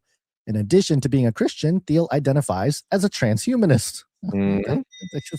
He defended transhumanism in a July New York Times podcast where he explained his vision of a, quote, radical transformation where your human body, your natural body, gets transformed into an immortal body, end quote. Quote, we want you be able to change your heart and change your mind and change your whole body to transform your whole self, he said. Which is so crazy because it's you can see how Thiel is leveraging the overlap linguistically of the promise, the resurrected bodies, the power of Jesus Christ risen from the dead. He's using the verbiage of the resurrection to be like, hey, change your hearts, like repent, change your mind, similar, like repent, change your whole body. Your body is the temple. Transform your whole self. It's like, no, that's the wrong thing. That's not what we want to do. So it's just so interesting how it's just another example how his thing is exactly the opposite, right? It is the exact counterfeit opposite of the robust eschatological study throughout all of Christendom, but especially recently, which used to be, of course, kind of a fringy thing, but is very popular now. And it's, we talk about all these new people, all these new Christians, millions of former normies who are getting introduced to eschatology through the mainstream alt media, Tucker Carlson's, Candace Owens, and without a sort of mature, long-running study of eschatology, which it has to be. You can't just listen to a podcast and get it all. And without that, it is sort of dangerous to like be a new Christian or a sort of normie Christian, cultural Christian, hear about end times theology on Tucker Carlson, and that's it, and leaves you in direct threat of Peter Thiel coming in using all the right language, making all the right references, but giving the exact opposite implication of what the scriptures say.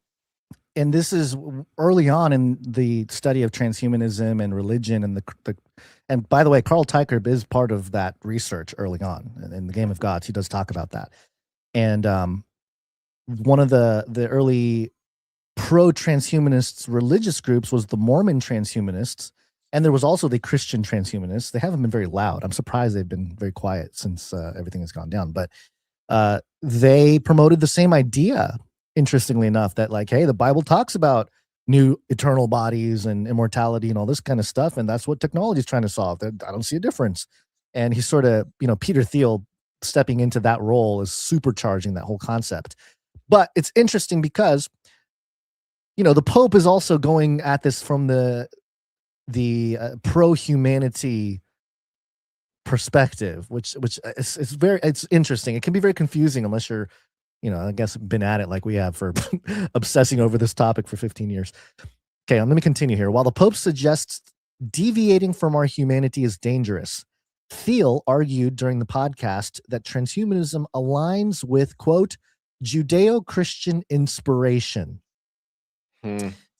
Quote, it's about transcending nature. It's about overcoming things, he explained. People are fallen. You are supposed to transcend that and overcome that. But the Pope isn't having that. In his encyclical letter, he admonished, quote, any effort that, quote, sacrifices human dignity for efficiency and aspires to reach heaven without God's blessing, end quote. But of course, the Pope, not Pope Leo, but Pope Francis was pushing vaccines 3 years ago. You know what I mean? So it's like you're coming at this from both sides. Like, we got to stay human. Do not sacrifice your human dignity and your humanity, and don't abandon God in your pursuit for godhood or whatever. But also, we must have vaccines for everything. It's just like, man, you just can't win. Each man is using his Christian faith as a lens to analyze AI, and they each have come to the same conclusion, that the other could be the harbinger of disaster. While both paint apocalyptic visions of the future, AI has yet to turn the world completely upside down. Okay. For the moment, millions of mundane and routine tasks are being automated. Perhaps AI will continue on to displace meaningful human labor, or maybe its aid will free up our time and unleash new frontiers of creativity.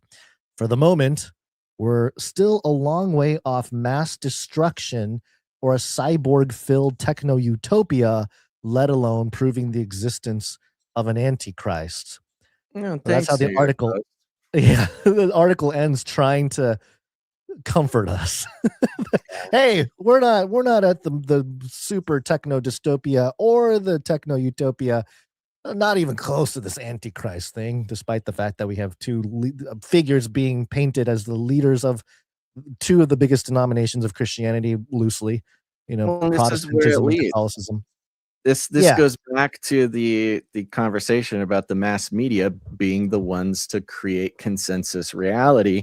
You've got this story of an obvious, play by the enemy, right? This false dialectic, this controlled opposition, making Peter Thiel the representative of Protestant antichrist theology with his exact opposite, creating this kind of cage match again between Catholics and Protestants, which is a huge sort of cultural move we've seen recently after the sort of revival of Christendom.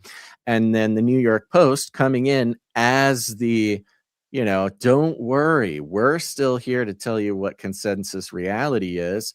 And when it's all said and done, trust us, the New York Post, we're a long way off from mass destruction, let alone the proving of the existence of the Antichrist. Okay, so don't this worry. makes me wonder if we are extremely close. Yeah, right. If the New York Post is telling us, "Hey, we're still kind of far," it's like, oh, maybe we're a lot closer than comfort. But Right. yeah, I think it's interesting that it's being framed in this way, and much like, again, politics, the divide and conquer is at play here. Either one of them does turn out to be the Antichrist, or neither. You know what I mean? Like, it is true that this doesn't prove the Antichrist is or isn't or whatever. The spirit of Antichrist is certainly present. I believe in both, so it doesn't really matter as far as the specifics go. Like you said earlier, I think we're more concerned about new believers being sucked into the paradigm. Like, oh wait, do I agree with the Pope or do I agree with Peter Thiel? Not knowing that there's a lot more nuance and a lot more grounded ways to approach this topic from a spiritual or biblical point of view. And of course, we've been trying to provide that path for a long time. It's like, no, we're going to shut down your YouTube channel. We're going to take everything that you love away and, come after you in ways that we haven't even made public. So there you go. That's okay. That's where we're at with all this stuff. A couple of fun updates here as we wind down the show. Talking about sort of the mainstreaming of previously kind of fringy things. We have some updates on bugs here. Lots of bug news recently. Well, specifically, we got the tick jingle. Ticks.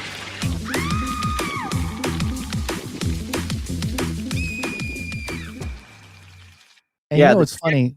I was going to say the politics jingle has always been about ticks as well. It's Latin for many. Tick.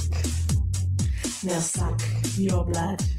Politics. Your blood. Isn't that interesting that we've really tapped into all this stuff? So yes, we have a couple of articles here, and I don't think the specifics are as important as the headline, which I think is what tells the story here. But go ahead. What were you going to say? Well, I was going to say, if I may, for a moment, just as a quick setup, we've been seeing over the past couple of weeks, of course, there's lots of online chatter. There's a lot of independent journalism and all that kind of stuff. Going back to Alpha Gal, the ticks, we covered these things many years ago. The Bill Gates creating the mosquitoes to vaccinate everybody. This stuff has been floating around sort of on the internet, the back end of news, I suppose, for a long time. But what we have here, of course, been tracking DailyMail's effort to sort of introduce or initiate a new group of normies to this sort of back end fringy research. We saw it in a lot of examples recently when it comes to UFOs, MK Ultra, CIA things, chemtrails. Daily Mail has done a good job of sort of introducing that to more of a secular audience, mainstream audience rather. And we have here a pair of articles that really, if you're not paying attention to the Daily Mail and sort of the meta-analysis like we have, this would kind of just like breeze right past you. But they do give an introduction and an update to the ticks stories that have been going around, as well as the mosquito stories.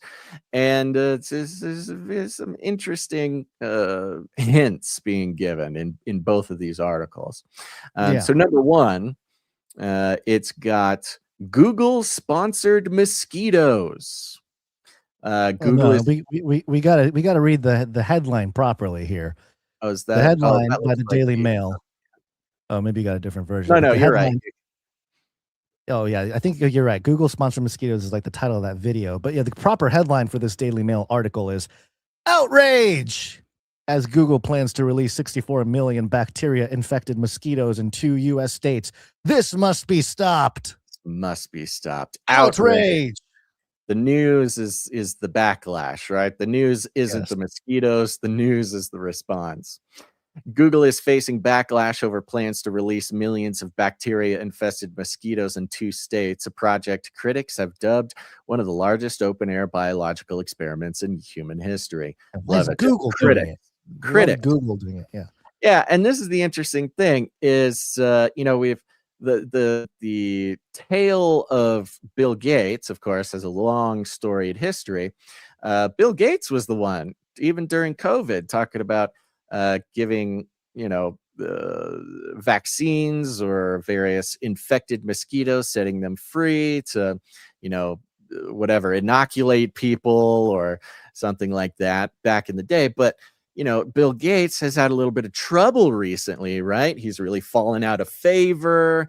He's kind of had to disappear. He's a little too connected to Epstein. I just read like this whole big, long Wall Street Journal article about Bill Gates and his battle to like win back his reputation. It's not working even for the former, lovers of Bill Gates can't find their way back into his graces. And it was in that article, it mentions how Bill Gates has sort of been passing off, taking his name off of a lot of his global projects, a lot of his, vaccine research, because he's so unpopular that his name has become sort of venomous rather, to these projects. And it looks like somehow Bill Gates has passed off the infected mosquitoes to Google. Apparently they're still popular enough to poison the whole country. Here, you guys have to be the face now. I'm tired of being the face. Yeah, how insane. Like, take mosquitoes, like the closest physical manifestation of demons that we have on this earth that play no reasonable or important place in the ecosystem, that are pure demons, right? Hated by everybody, loved by none. Even just the fact that the buzzing noise in their ear triggers some sort of like ancient fear in our brains. I think it's got to be supernatural.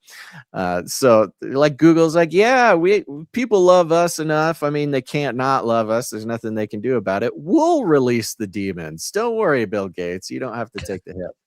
Google is facing backlash over plans to release millions of bacteria-infected mosquitoes in 2 states, a project critics in general, have dubbed one of the largest open-air biological experiments in human history. Backed by Google's parent company, Alphabet, the proposal seeks federal approval to deploy 32 million modified mosquitoes. Why couldn't they make it to 33? What's the point? It probably, yeah. I think the person that wrote this article didn't have the memo. It's probably like 32.5. They're supposed to round up to 33, but they didn't realize what was going on. 32 million modified mosquitoes annually. So this is every year across California and Florida beginning next year.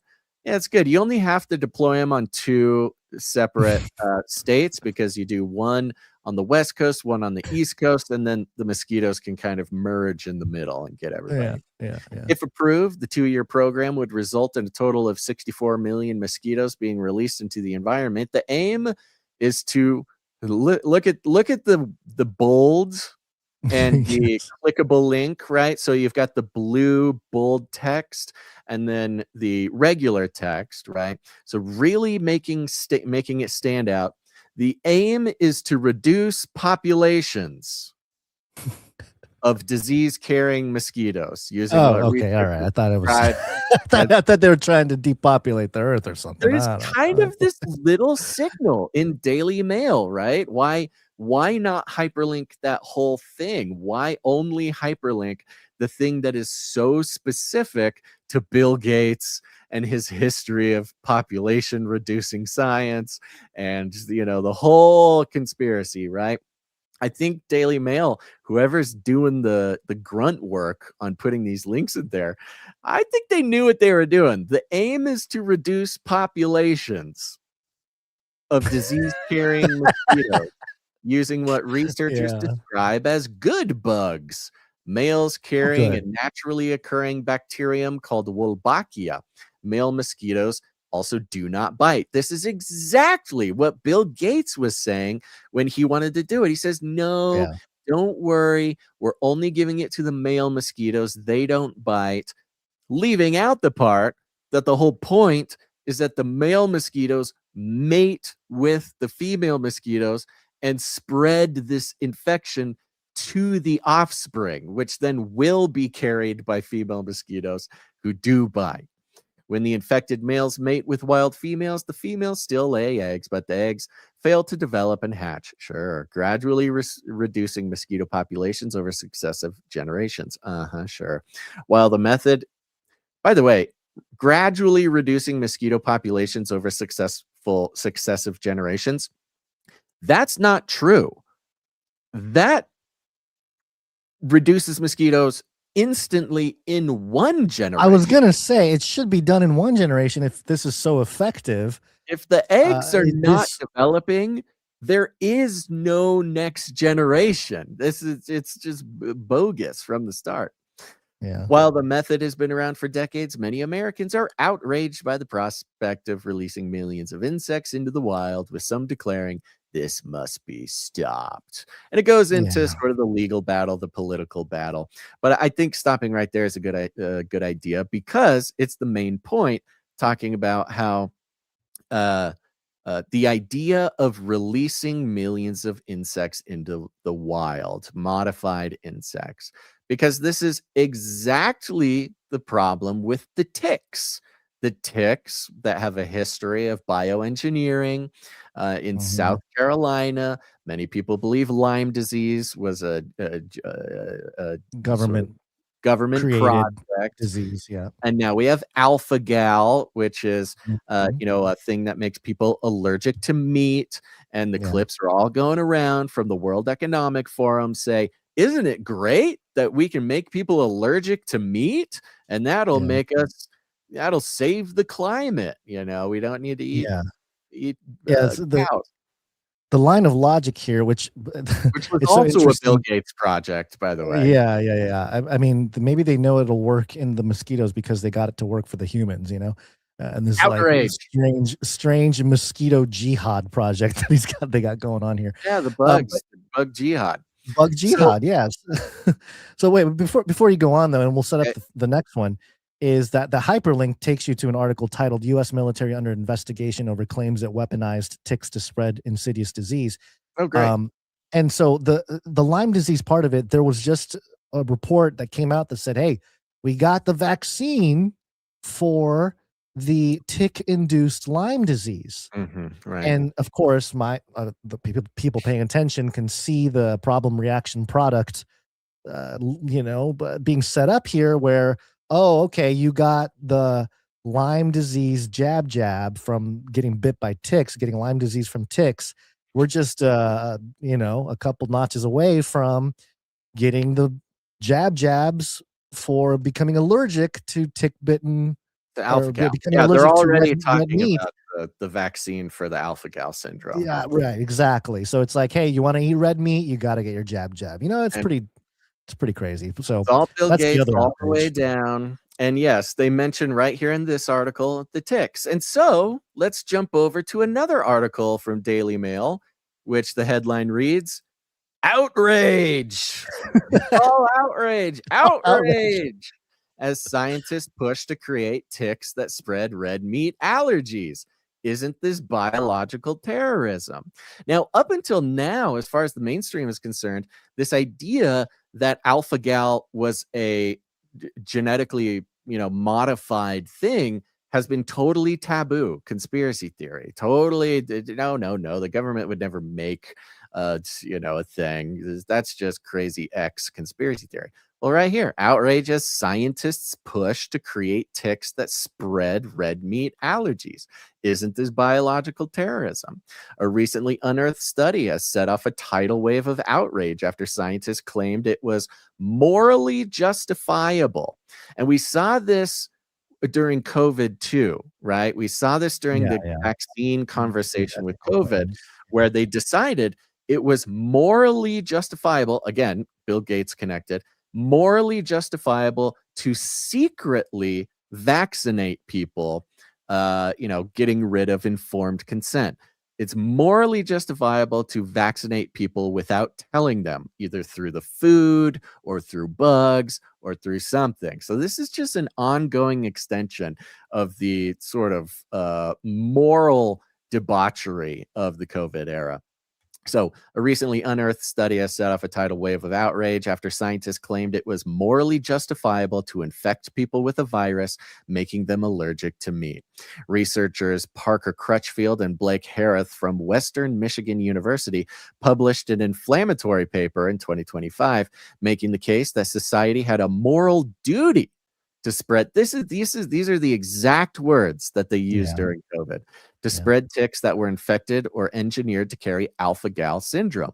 AGS is a real medical condition transmitted to humans through tick bites, causing victims to suffer allergic reactions when eating red meat, including beef, pork, lamb, dairy, and other products derived from mammals. The symptoms can range from a mild case of hives or stomach pain to severe and even life-threatening cases of anaphylaxis, where blood pressure suddenly drops and the person becomes unable to breathe as their airways swell up. Crutchfield and Harith claimed it was morally wrong to eat meat because of the suffering animals endure and the environmental damage that the meat industry allegedly causes. Good job, DailyMail. Good job. The alleged damage of the meat industry. They argued that the only reason society should not be spreading ticks to infect people with AGS today is that scientists do not currently have an easy and effective way to do it on a large scale. If only we had good bug guns. However, they added, quote, but it is feasible to genetically edit the disease-carrying capacity of ticks. If we are right, then today we have an obligation to research and develop the capacity to proliferate tick-borne AGS, and tomorrow carry out that proliferation. One critic of the study replied, isn't this biological terrorism? Shouldn't they be thrown in jail? Now, this was interesting just on the media crit side, because even DailyMail themselves, what they used to do would say, one crazy Facebook user says, isn't this biological terrorism? This white supremacist on X says, isn't this biological terrorism? Well, no, now they're just calling them critics, guns. It's just a critic. Hey, it's a critic. Yeah. The study authors did not conduct any medical experiments or new research to back up their claims, calling their paper a work of philosophy. And this is something we've been, this premise we've been working from for a long time. When it comes to scientists writing scientific papers, much of it is more works of philosophy than actual science. Or instead of philosophy, you can say ideology, right? Which goes to the religion of scientism, where they're not scientists and it's not science, but that it's the religion of science and they are the priests of scientism. And so, it's nice that they're just kind of saying it out right here, using ethical reasoning from different moral theories and assuming that meat eating is bad. Love they use the word assuming. Ethical reasoning from different moral theories, straight up saying like, they're cherry picking, right? There's no ground. Yeah. They're not sitting on any ground. This is subjective morality. This is not objective. This is right. A buffet of morals. The ultimate result of proclaiming there is no God is that you can craft morality with your own opinions or whatever. Their main findings were that promoting genetically modified ticks to spread AGS would make the world better and help people become more virtuous by avoiding meat. And this is the really demonic part about this. It is demonic. Scientists using science to, quote, morally infect people with diseases, not just so they stop eating meat, but to make them more virtuous. This is mark of the beast. This is mark of the beast logic. Exactly. By virtue of the science and the philosophies of the scientists and the moral dictates of the priests, they gift you virtuousness. They're literal priests. Like, this is, kind of the Catholic priest thing. You need a Catholic priest to absolve you of your sins. You need someone to help align you back with God, to do it for you. And these scientists, quote unquote, are saying, no. It's not just a science thing. It's not just a health thing. It's not just a climate thing. We will make you righteous by poisoning you with these ticks. Yeah. It's like the mark of the beast in that I'm running out of time here, so I'm looking at the clock. Those who don't take the mark, because the mark is offered to rich, poor, slave, it doesn't matter who. If you don't take it, then you're just a bad person, not contributing or not willing to participate in society. That's sort of the idea here. So very similar. I'm also seeing this this poll, Basil. Should scientists create ticks that cause meat allergies? Yes. Why not? No. Will it be abused? Maybe. Depends on if it benefits society. Just because you can doesn't mean you should. I'm tempted to maybe, I don't know. No, it will be abused is my take. I don't know. What do you think? See, I just want to see results. Even no, there's no on principle. Like, there's no final no, right? It's like there's a caveat to the no. It's like, it'll be no because it'll be abused, not because it'll work. Right. Not no because it's inherently evil on a rock solid foundation of ethics and morals and God, but no because we don't trust people, right? We don't trust authority. So no. Anyways, that's about as far as we need to go. But I will say, just finish out this section here. They also claimed that this process would not violate anyone's rights, despite proposing to intentionally infect the population with a life-threatening infection. Well, they are deceived. Their consciences are seared. That's exactly how they say it. They want to save you, right? They are bringing you not just health salvation, but virtuous moral salvation against your will, and that's why they can do it. Look at this. I just clicked on just because you can doesn't mean you should. There's 2,866 votes here.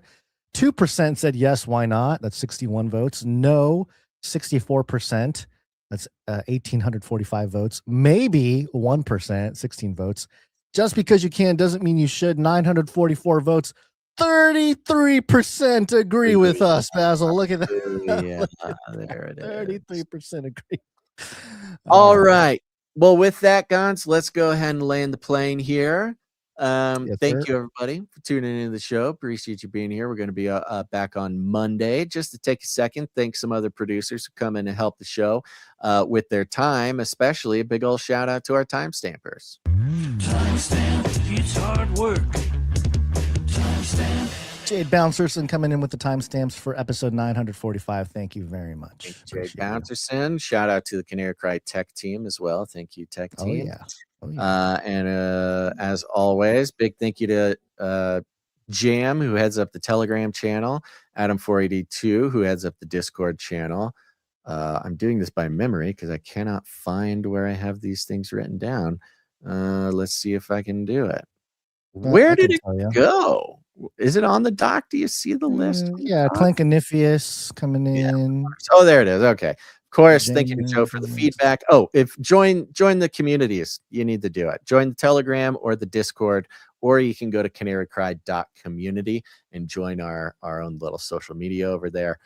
These are the people you need to get connected to. If you want the links, go to canarycry.party. You'll see the invite links there. Thank you to Joe for the feedback. Thank you to Sir Clank for clanking. Thank you to Sir Ike for everything you do. And share the show, folks. Share it with your friends. Share it with your family. Share it with your dog. Share it with the ticks that you see out there. There's, they don't know what they're doing. Forgive them, for they do not know what they do. They're just victims of the scientific religion, the weapons of the enemy, to bring their sick version of moral virtue to the population. So share it with the ticks. We call it rattling cages.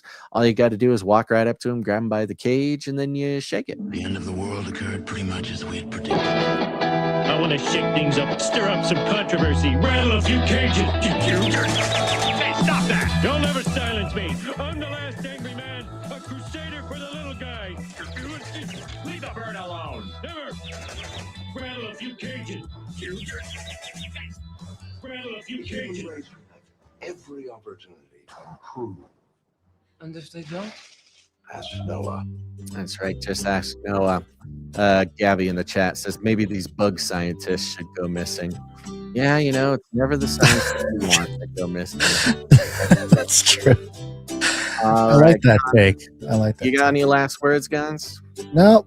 Well, thank you for being here for another episode. Appreciate you guys, and we'll see you on Monday. That's right. I'll be doing Clubhouse tomorrow. Make sure to tune in, call in, say hi. And we're going to try to play a little lint trap here. Yes, I will play it at the end. Yep. Ground for the Canary Cry mixtape, everybody. All right. Thanks for tuning in to this episode of Canary Cry News Talk. Make sure to tune in next time. But until then, think outside the cage. Do not come back, you Nazi psychopaths. What if you're a grifter who needs to sell ads? We're gonna haunt you. Alistair Crowley, devil worshippers. I am having trouble doing the show. Give me a break. It will kill.